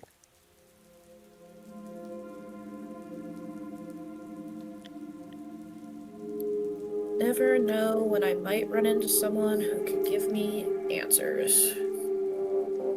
Also, I realized that his age didn't line up, so amendment here to the note. The ID says that it is from 1997, not 87, because that would have only made him 17, not 20. Or something. Whatever makes this motherfucker 20 years old. That's the answer. But as you're looking through, there are no credit cards here, but there is a good stack of cash in his wallet. I pass the cash back over, and I look him in the eye, and without even thinking about it, I just go, "Are you one of us?" He nods, looking at you. Figured it would take you a little less time to figure me out than that. But yeah, I'm one of the undead here. One of the fun vampires of the city. I don't like to take note of others unless I have to. Ah, well, don't worry. We've been keeping an eye on all of you. All of your little clans around the city. Keeping an eye on all of me? Oh, of course you. Who would not know the famous New Orleans rock star, Nyx?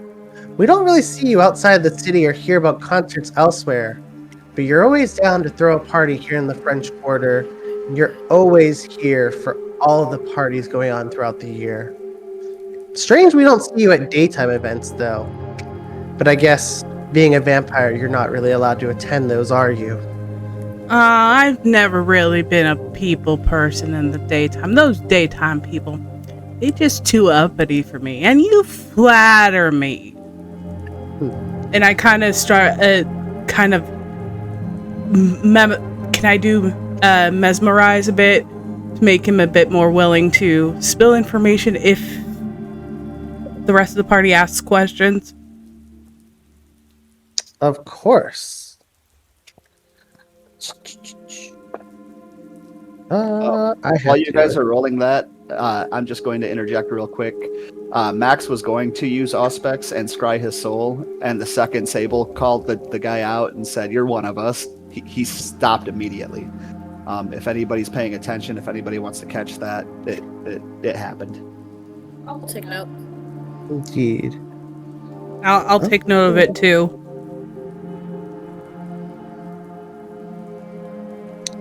All right. Does anyone remember what mesmerism is rolled with? Dominate. Yeah, oh, wait, no. Or is it dominate? Dominate. It's part of dominate. Thank you. Manipulation dominate plus dominate. as well as your charisma, because you have definitely started to seduce this man, and he has taken notice of you. Okay, so charisma and the dominate. Yep. So for you, that is a 5 dice pool. Include a hunger dice in there for me. Okay. And then mesmerize will be a 1 rouse check, manipulation plus dominate versus the other guy's intelligence and resolve. Oh, very true. Give me 1 rouse check, so roll one of your blood die first. Wait. Yeah, resolve the first one first. Yeah, so we're gonna do the blood die first to see if your hunger goes up, and if it does, you'll have to take away one of your normal dice and add another hunger dice. If it doesn't go up, it'll be just the normal roll. Okay.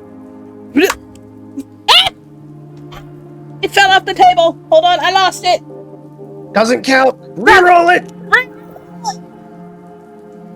Reroll 1, reroll all. Yeah. But Knowly's dead. Ship captain crew rules. Oh my god, get over here. You just You're kept nicer rolling. than me, Lily. Okay. Here we go. 6. Did I pass? You passed. Your hunger does not go up. So The beast, as much as it is enjoying the awe, the sass, and the level of casualness in this guy's voice, you keep your beast at bay. You tell it it's not allowed to come out yet. I You whisper. can't play in such a public place. I whisper to it. Not yet. We must wait for the perfect. Let me have him. You'll get it at some point. Don't worry. I'll wait. All right. Then go ahead and let's roll those 5 dice. Remember, one of them will be a hunger dice.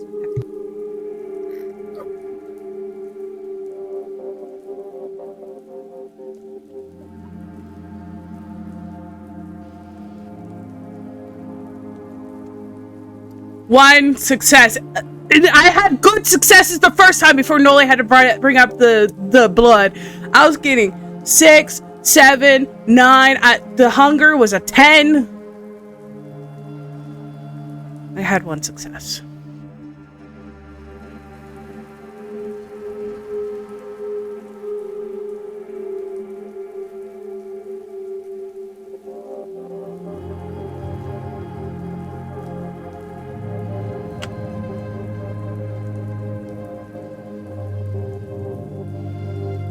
Did I lose you guys?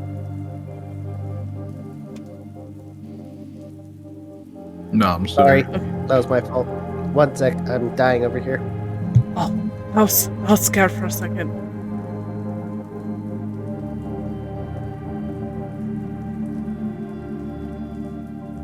One brief second.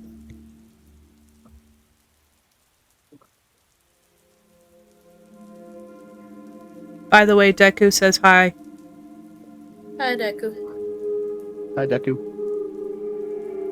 Hello, Deku. Sergei, be nice to the young lady.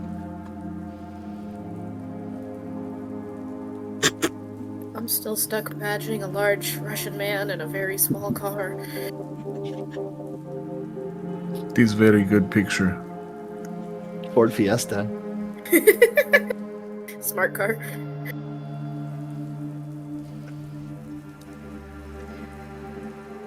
My apologies, guys. I'm still getting over being sick, and this cough was not going away.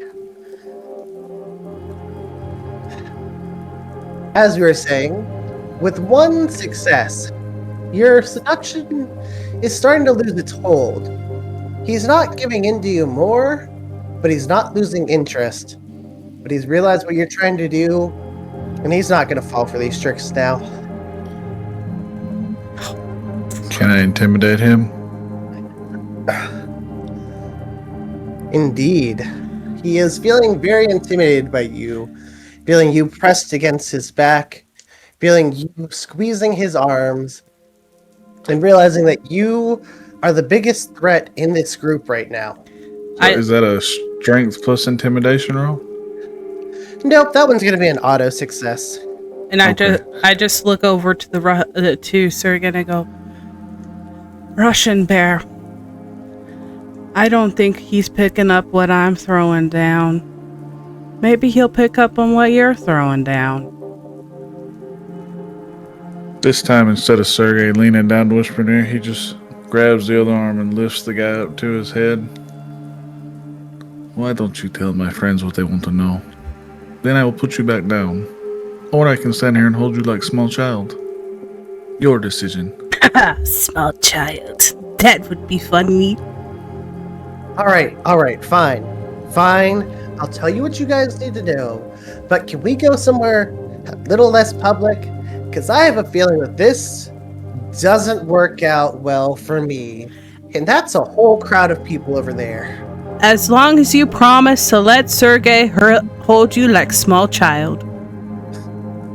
I Sergei. do think he comes with a point.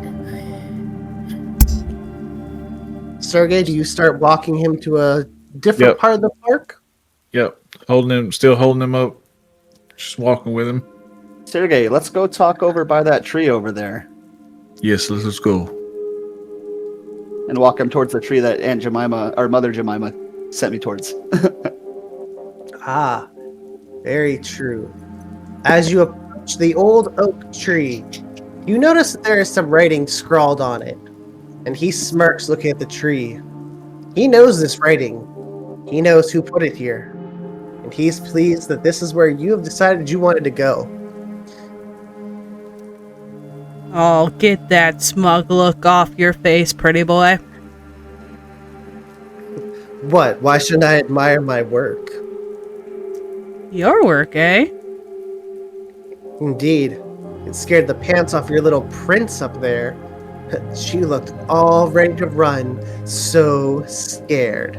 I can see why. It's some shitty ass writing, motherfucker. Gotta work on that fucking penmanship. Well, it's not like I could be here all week carving this into the tree. I had to do it really fast before everything jumped off. Sounds like a skill issue, bruh. Would you like to elaborate on why you wrote on the tree and what it means? Of course. I'm going I to read wrote the on tree. this tree. Huh? I'm going to read the tree. As you read the tree, you do see that it says that war will come when the blood flows. And as you're reading, he smirks. Yes, I wrote this on the tree so that way we could scare and intimidate the prince. We want her to know that the Autotarchs are coming for her. We are tired of the Camarilla and the Anarchs and all your bullshit rules. You all think you get to speak for us. You think you get to sit in your high towers and your high chairs and tell us how we're supposed to be. We're vampires. We are the apex predators, and yet you cower beneath the boots of humans. You cower beneath the streets, hoping that the humans don't find you. And tiring of all these times that you bring the Inquisition down here to New Orleans. You know, Hell, you've killed many of our kind just for these reasons.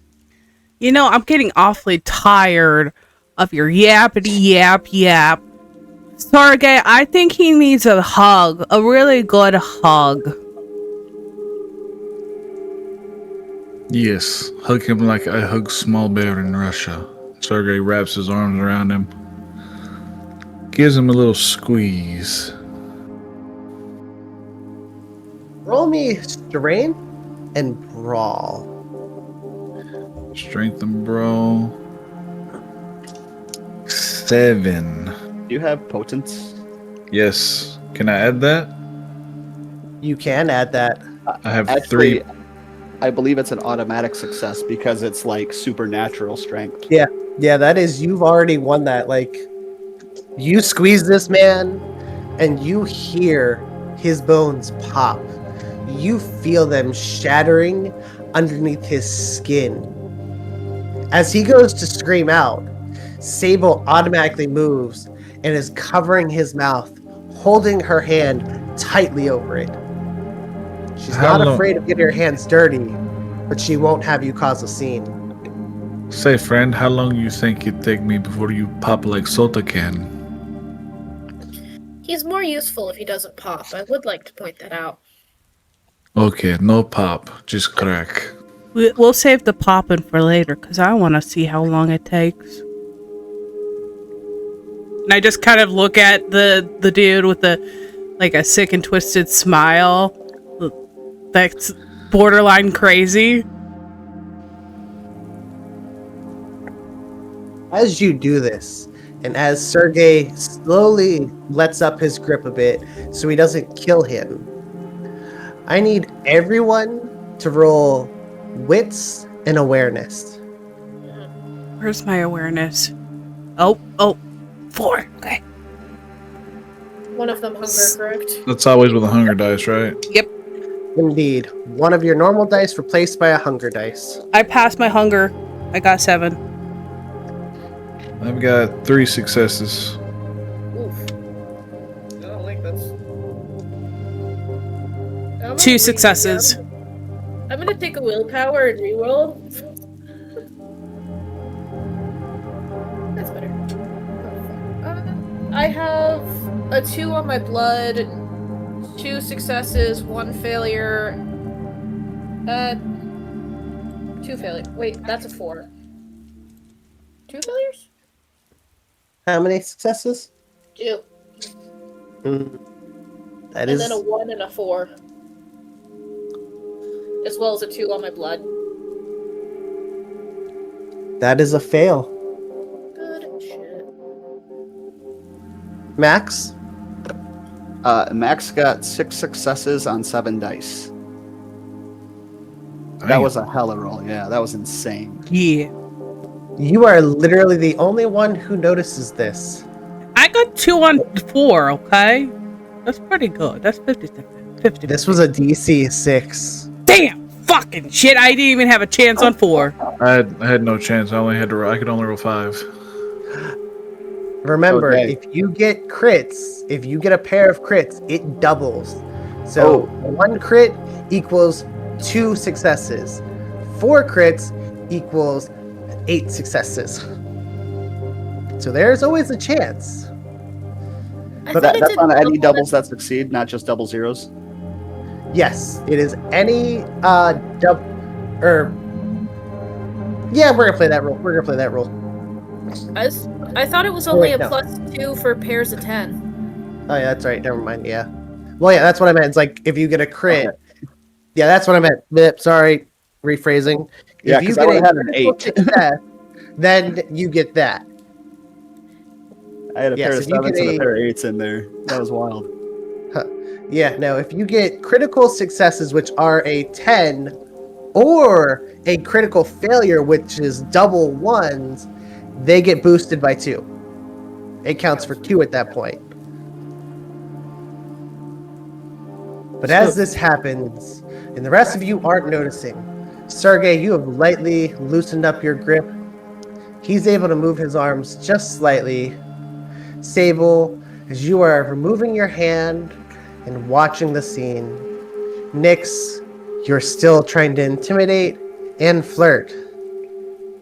He reaches quickly for his pocket, where he pulls a small object from it.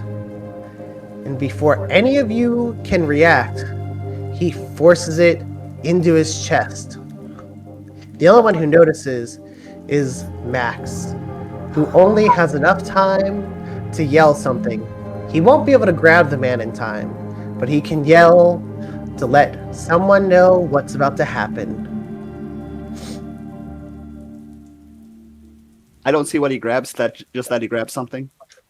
Correct. It looks small and sharp, I'll tell you that. I'm going to assume the worst and scream, "Hit the dirt!" as I jump for cover. And as you do that, he rams a silver stake directly through his chest, directly hitting his heart.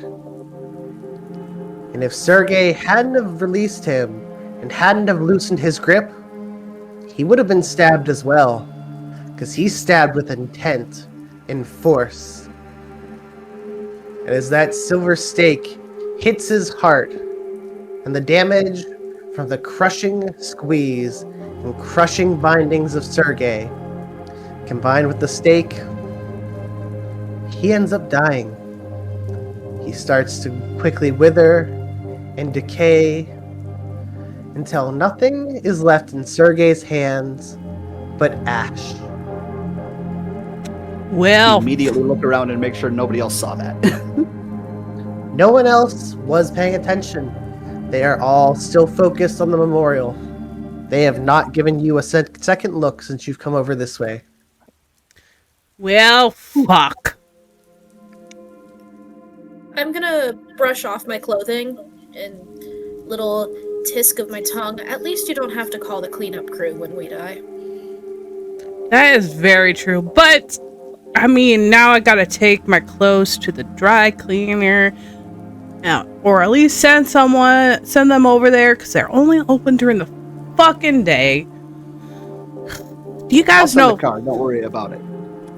Okay, this is Prada, and it needs a special touch. Does your person Oh, do? trust me. My people will handle it. Okay, I'll send you the bill. Sergei just shakes his jacket out. He's like, "Oh shit! I have Alex West in my pocket." Hey, it's okay, Russian Bear. I just dust him off lightly. I'm like, you did a good job, Russian Bear. Did anybody catch what clan he might have belonged to? I did not, but I plan to call around somebody either tonight or when I first wake up tomorrow night.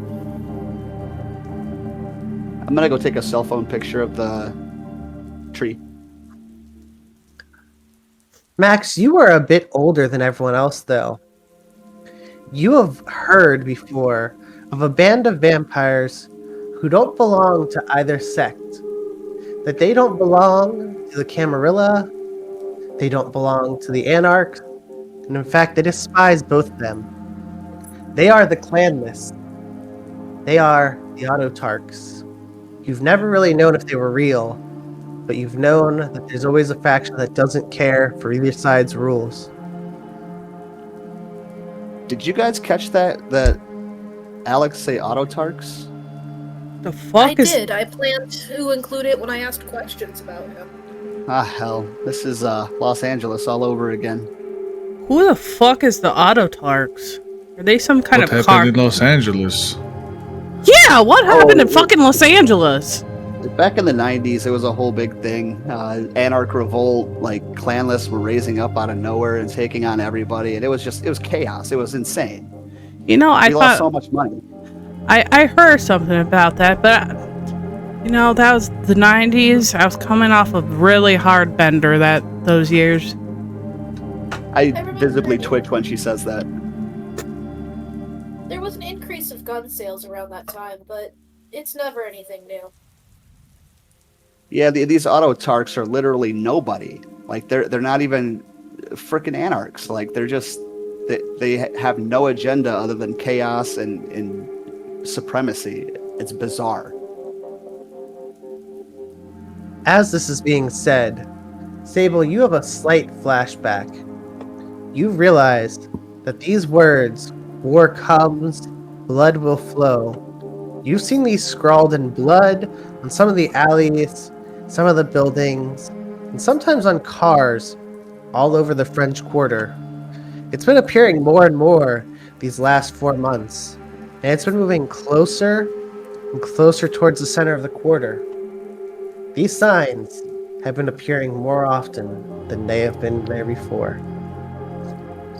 Well, we might have a problem with them in the city. Where does our responsibility start and where does our responsibility end? I see a lot of opportunity here, but I also see a lot of effort. Effort, really? The effort shouldn't bother you guys. We are given a job by the council, and we shall see it through to the fullest of its extent.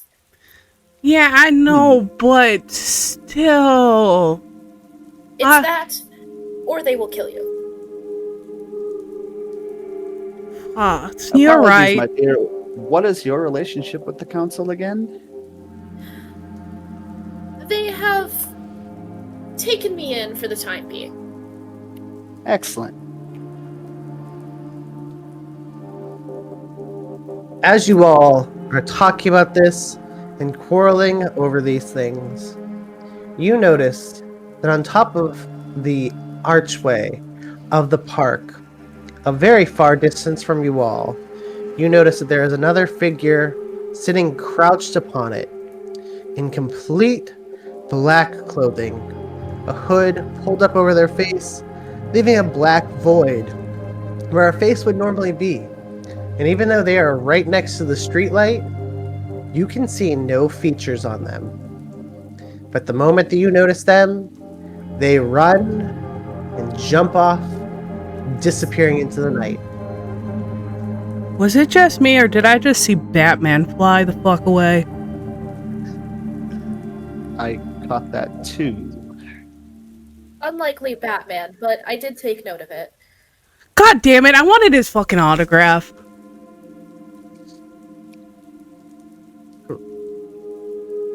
I'll ask his friend Bruce. You guys take no seriousness ever, do you? Listen, Batman has done wonders for vigilantes, and his work with the Bat community has been amazing.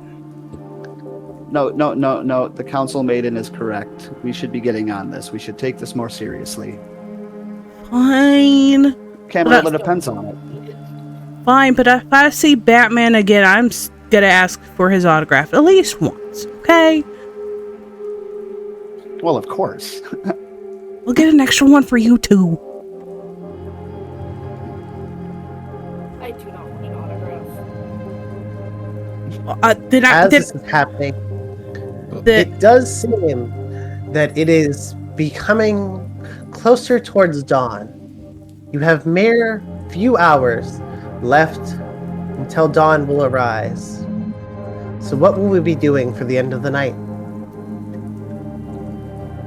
You know, this has been quite a night for me, bros.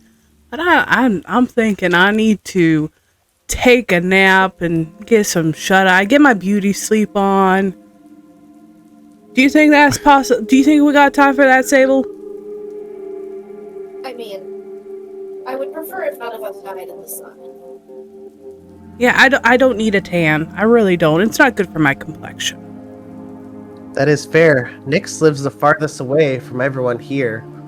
So, Nyx may be having to leave the group faster to get home. Nah, I don't think we need this party to end. Let's all go over to my place. I've got the resources and the ability to continue this search from a more comfortable vantage. But I just my jammies are back in my house, and I got these fuzzy slippers that I can't leave. Plus, there's my teddy bear that I have someone waiting at home for me that I need to get back to. And there's Jeffrey. Nyx, I will let you borrow my jammies. They're Prada.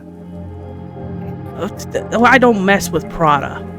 But I do got a friend. Ray's gonna be asking questions. He's gonna be wondering where Ray's gonna be wondering where I'm at, and I need to get back to Ray. Please note, I would like to make note of that. Knowly likes Prada. So I would like to point out we could in fact meet up in the evening.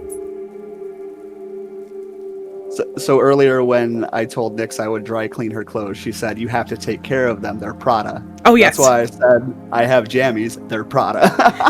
I'm throwing it back like I have it top shelf. You're good. So sir, go ahead. I picked up on but trying to work in part of my backstory.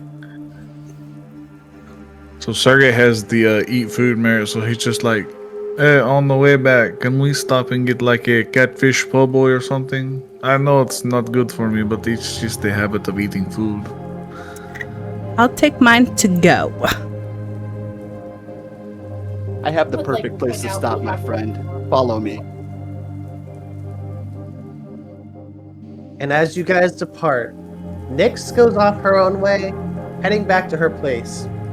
She's made sure to get you guys' phone number and made sure that you all will be reporting back tomorrow night at a small bar called La Rousseau in the French Quarter, so you all can meet up again and go over the information that you have received. And as she slips away from the group, the three of you continue going forward. Knowly, where is it you would like to go get food from? Oh, the food truck. Ah, Aunt Jemima, she's still out there. It's getting late, but whew, she's still going. I hear good things, Sergei. Oh yes, I want a catfish po' boy. She sees you walking up, and she sees that tall, dark Russian man behind you. God, Woo, baby! You got some I big was getting a friends. little hot. Where'd you get this man from? This man must come from up in the cold, cold parts of Russia. This boy looks like he know how to eat. And he Yes. brought his appetite. I want a catfish po' boy with pickled cabbage.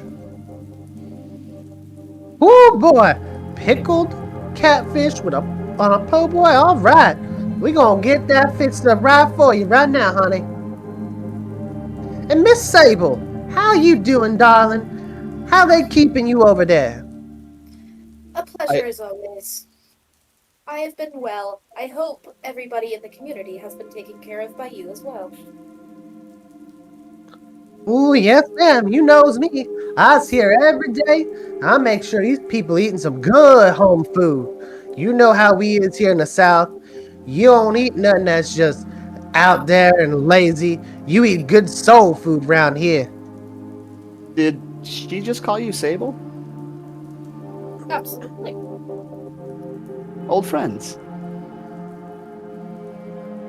Less old friends. More, this is a woman of the community. She is of good people, and should be treated as such. Oh, absolutely. And any friend of Mother Jemima's is a friend of mine. I keep trying to slip up. I'm not going to. It is all good. I still don't know what's the first name that popped in my damn head. I could have come up with 1,000 names. I was like, nope, that's where we're going. But as she makes the food, she hands it over to you, Sergei, and says, you know what? I ain't rightly charging you tonight. I'm just too tired. I don't want to go doing the ringing up. And y'all have been such a fine company. And since you here with Miss Sable and with this fine dressed young man, y'all get it on the house tonight. Thank you, ma'am. Before you Yes. try to hand her money, she turns away and starts cleaning her truck. Maybe you'd like me to move food cart for you. Oh, that's all right, honey. This one's on wheels. I don't have to worry about moving nothing. I just get in the driver's seat and move it around like that. Haha, yes, it is like Meals on Wheels. Yes, sir, but we taste a lot better than that slop them white people come up with. Po' boy is better than borscht. Indeed. And she turns away and continues cleaning her kitchen up. I mean, he's eating the sandwich, and it tastes like shit to him, but he's just fucking just eating it. Now that we have sufficed your weird habit, I would suggest maybe moving forward. The sun is slowly coming up.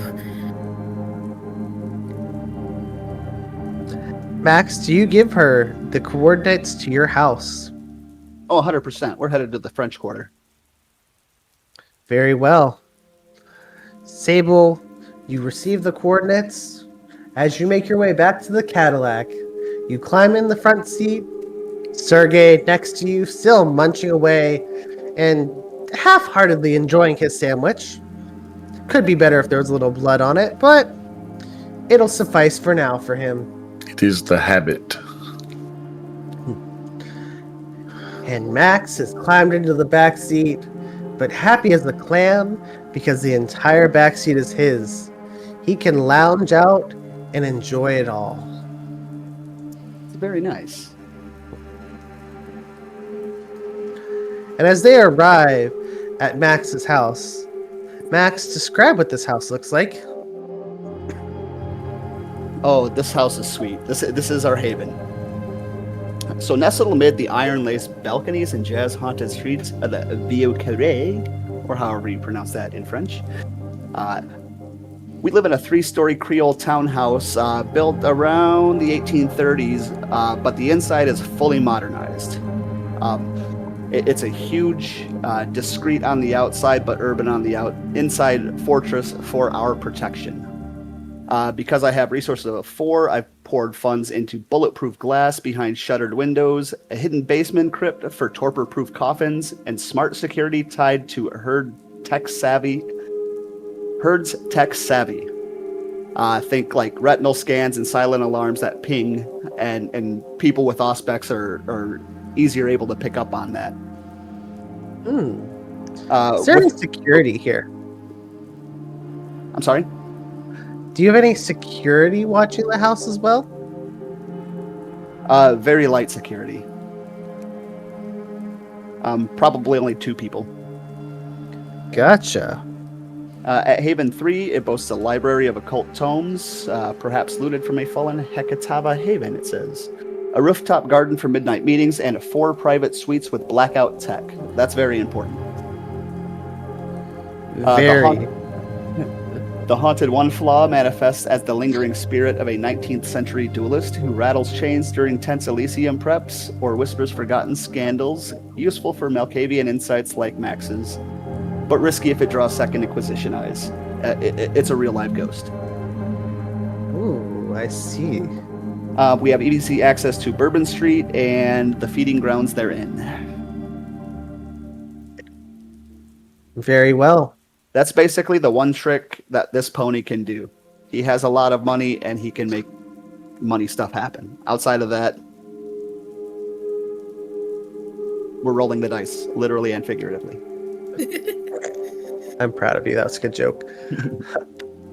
All right. Then does everyone go in for the night? Absolutely. Yeah, you can park the Sergei. car in the there'll be a fence up. Probably a gate.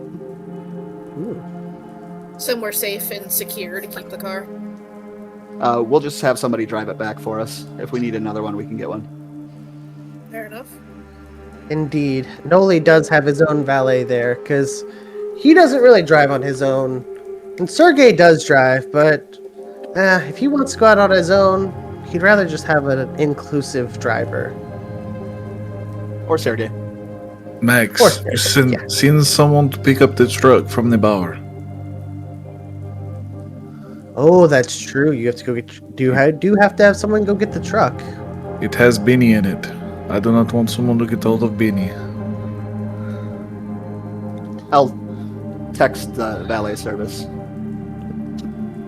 And as you're in the middle of texting them, you notice the truck is already rolling up.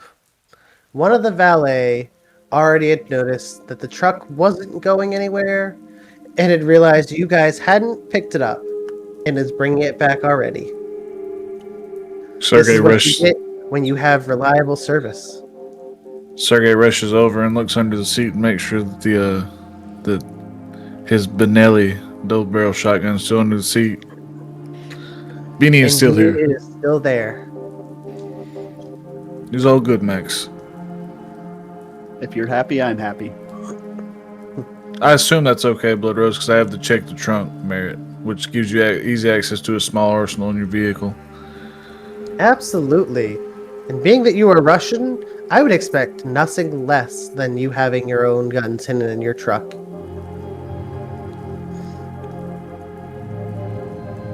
Now, as long as you don't tell me this is a Ford truck, you're good. Oh no. But say I fucking dare you. I'm gonna break this thing. Break. These 1980 Ford F-100. Fuck, you had to go with the 80s. It's actually a good truck then. Best truck ever made. I will say, Max, I am impressed by your service in the house, and that usually takes a lot for me to say. I live to serve. Well, as the truck is pulled around, the valet jumps out, hands off the keys, and grabs the other set of keys from Sable and assures that she will deliver the Cadillac back to the elders. She nods and takes off for the night as you all enter the house. Before I go up to bed, I do want to call someone about that ID, just so daylight workers can take care of that shit. Calling one of your associates at the State Department? Absolutely. Very well. They don't respond because it is almost 3 in the morning. But voicemail is received, and you get a quick text back that says, "Will do. Have the information tonight." I do not communicate that they answered me back if someone heard me make that phone call. Indeed, you were out in the hallway where no one could hear you. At least, none of your coterie heard you. Might have been somebody else slinking around that could have heard it. That's fine.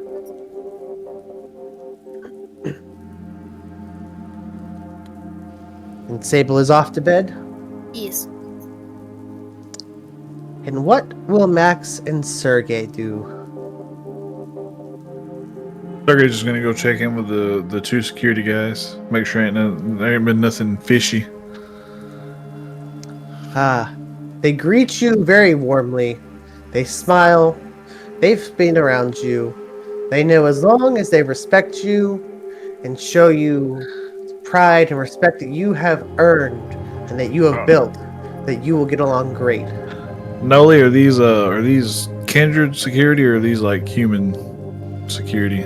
No, they are 100% human, unghouled. Okay, so Sergei, when he They're was the best money can buy. Sergei got a package out of his truck because these guys do a good job. They haven't died yet. Here, I make you homemade vodka, mother's special recipe from Russia. Thank you, sir. We Be will definitely have careful. to enjoy this in our off hours. Be careful. It is stronger than Everclear. Yes, sir. You take note of that immediately. And Sergei kind of moseys about, getting ready to turn in. Stays up just in case Max needs something. But if he doesn't need anything, he'll go ahead and turn in. No, nothing this evening. You did great tonight. Okay, I'm going to go lay in the coffin you had special ordered for me. Inside the Big Daddy. Yep. I'll see you tomorrow night, boss. Dark and early, my friend. And as Sergei leaves, Max is left alone with his thoughts as a familiar ghost drifts through the wall, looking at him. Good night, sir. Oh, shit. You gotta stop doing that to me. What? I mean, you've got walls. They're so much easier to go through than the doors. If I go through the door, everyone hears me, and then all the annoying human guards just run around trying to shoot me. And I'm not in the mood for that today. I don't know what to tell you. I am also not in the mood for that today. It's been Yeah. wild. We spent a lot of money last time getting the repairs done. We're ramping up the defense around here a little bit. Just to give you a heads up, we might have some supernatural company in the oncoming days. Ooh, more friends to play with. Well, I noticed the cute one that went upstairs. Sergei's happy to be friendly. Not him, not the bear. The chick. Yeah, she's hands off. She's straight corporate. Fine, I'll read the HR handbook again. Not my rules, man. When I become prince of this place, you can touch whoever you want. And how close are we to getting to that goal? We're not. But one day we'll get there. And then I get to smile. hunt a big fucking place. I'm ending this conversation and heading out. And as you head to bed, let us check back on Nyx. Nyx, you have arrived home. It is still dark out. It is about 4 in the morning. You have made it. There are still 2 hours until the dawn starts to appear. tell us about your home. Oh, it's a modest little place. It's probably a 1-story home. It's nothing too fancy. It's got like a ivy. It's got like the willow, those trees that are like grayish that wisp down. It's got a couple of those around there. Ooh, yeah. And so it's kind of like, it looks hidden, but you can see it if you walk through. And then it's got like red brick outer layer with ivy and everything growing on it. Kind of looks a little unkept, but like an intentional unkept where it looks nice. And this really nice wooden door into it. It's just elegant, like a little cozy cottage that you would expect when you walk in New Orleans. Just like that home of like, you see like a Mama Odie up in there and you'd be like, this is a good place. This got good energy. A house that is shrouded by its casualness and by the fact that it's been a part of the neighborhood for a long while. And people just know this is just another house in our town. Just another quiet little place. Yeah. But once as you enter... Mm-hmm. Go ahead. No, you go ahead. I was going to say, as you enter your house, tell us about it. Tell us what happens when you come on in. Walk on in. I go, right, where you be? And as if on cue, Ray springs out of the floor, jumping up almost inches from your face. Nyx! How you doing? How's it going, baby doll? All right. It's been a night. Let me tell you what, right. Some shit be happening, y'all. Oh, yeah? Oh, he lights up a ghost cigar as he falls back onto the couch. Almost looking like he's going to fall through it. But he keeps his tension enough that he doesn't go all the way through. And he looks at you. Why don't you come tell old Ray all about it? Well, listen here, Ray. I got some interesting shit that happened tonight. Fuck, I had to go to the memorial thing. I'm doing some shit. They got me on some shit. The order. They got me looking into this thing. And guess what I fucking found? Oh shit. You got them work? They making you work now? What the fuck? I know, right? They got me fucking working up in here. They think I'm broke as shit and need to work. Who does they think they is? Fucking wild. I know, right? No, that ain't the wildest thing though, y'all. I reach into my pocket and pull out the brooch that I found. Look at what I fucking found. The moment you pull out the brooch, he jumps back. He is cowering over the back of the couch, peeking up. Where you get that? Why you got that? Right. It's okay, right. It's okay. No, that's Papa Legba. I a ghost. He not happy with my ass. I should be elsewhere, but I'm here. He not happy with me. You keep that away. You put that elsewhere. But right. You know I gotta look for Morgana. This is my only clue I got for Morgana. I need your help on this, Ray. You know I wouldn't ask much of you if I didn't think you could do it. Well, I tell you what. You keep that amulet all the way on the other side of the house. And in the night, tomorrow night, you go down and you go talk to the witches, okay, in the French Quarter. And they tell you all about Papa Legba. But you don't go doing no rituals about him. You don't even go mentioning his name around here. Because if he shows up, we all fucked.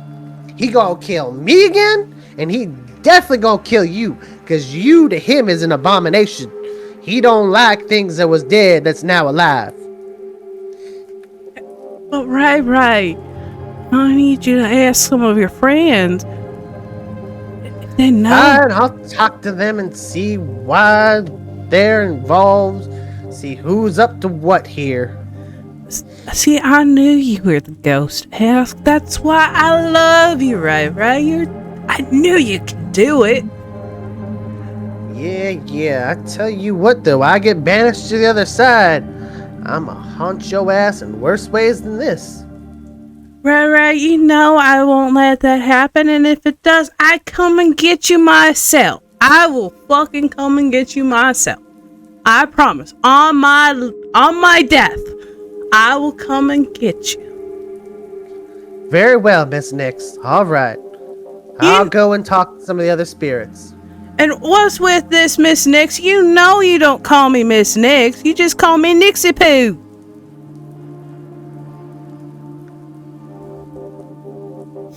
But, dang. Yes, Nixie Poo. I hate you.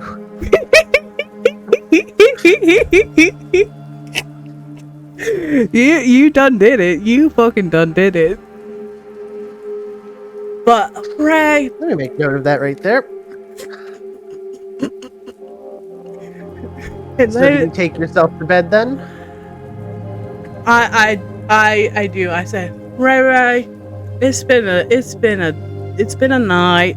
As much as I want to sit and chat it up with you like we always do, it's been a night and I need my beauty sleep.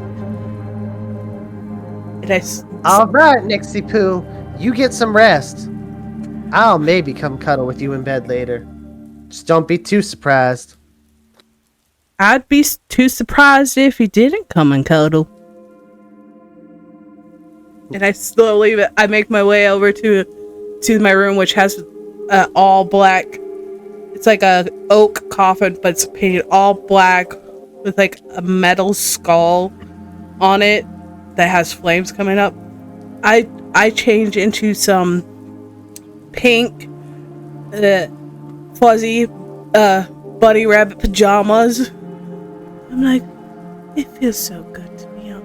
Oh, and then I yell, "Hey, Ray, how would you feel if we go stay at some friend's place for a little while?" Woo!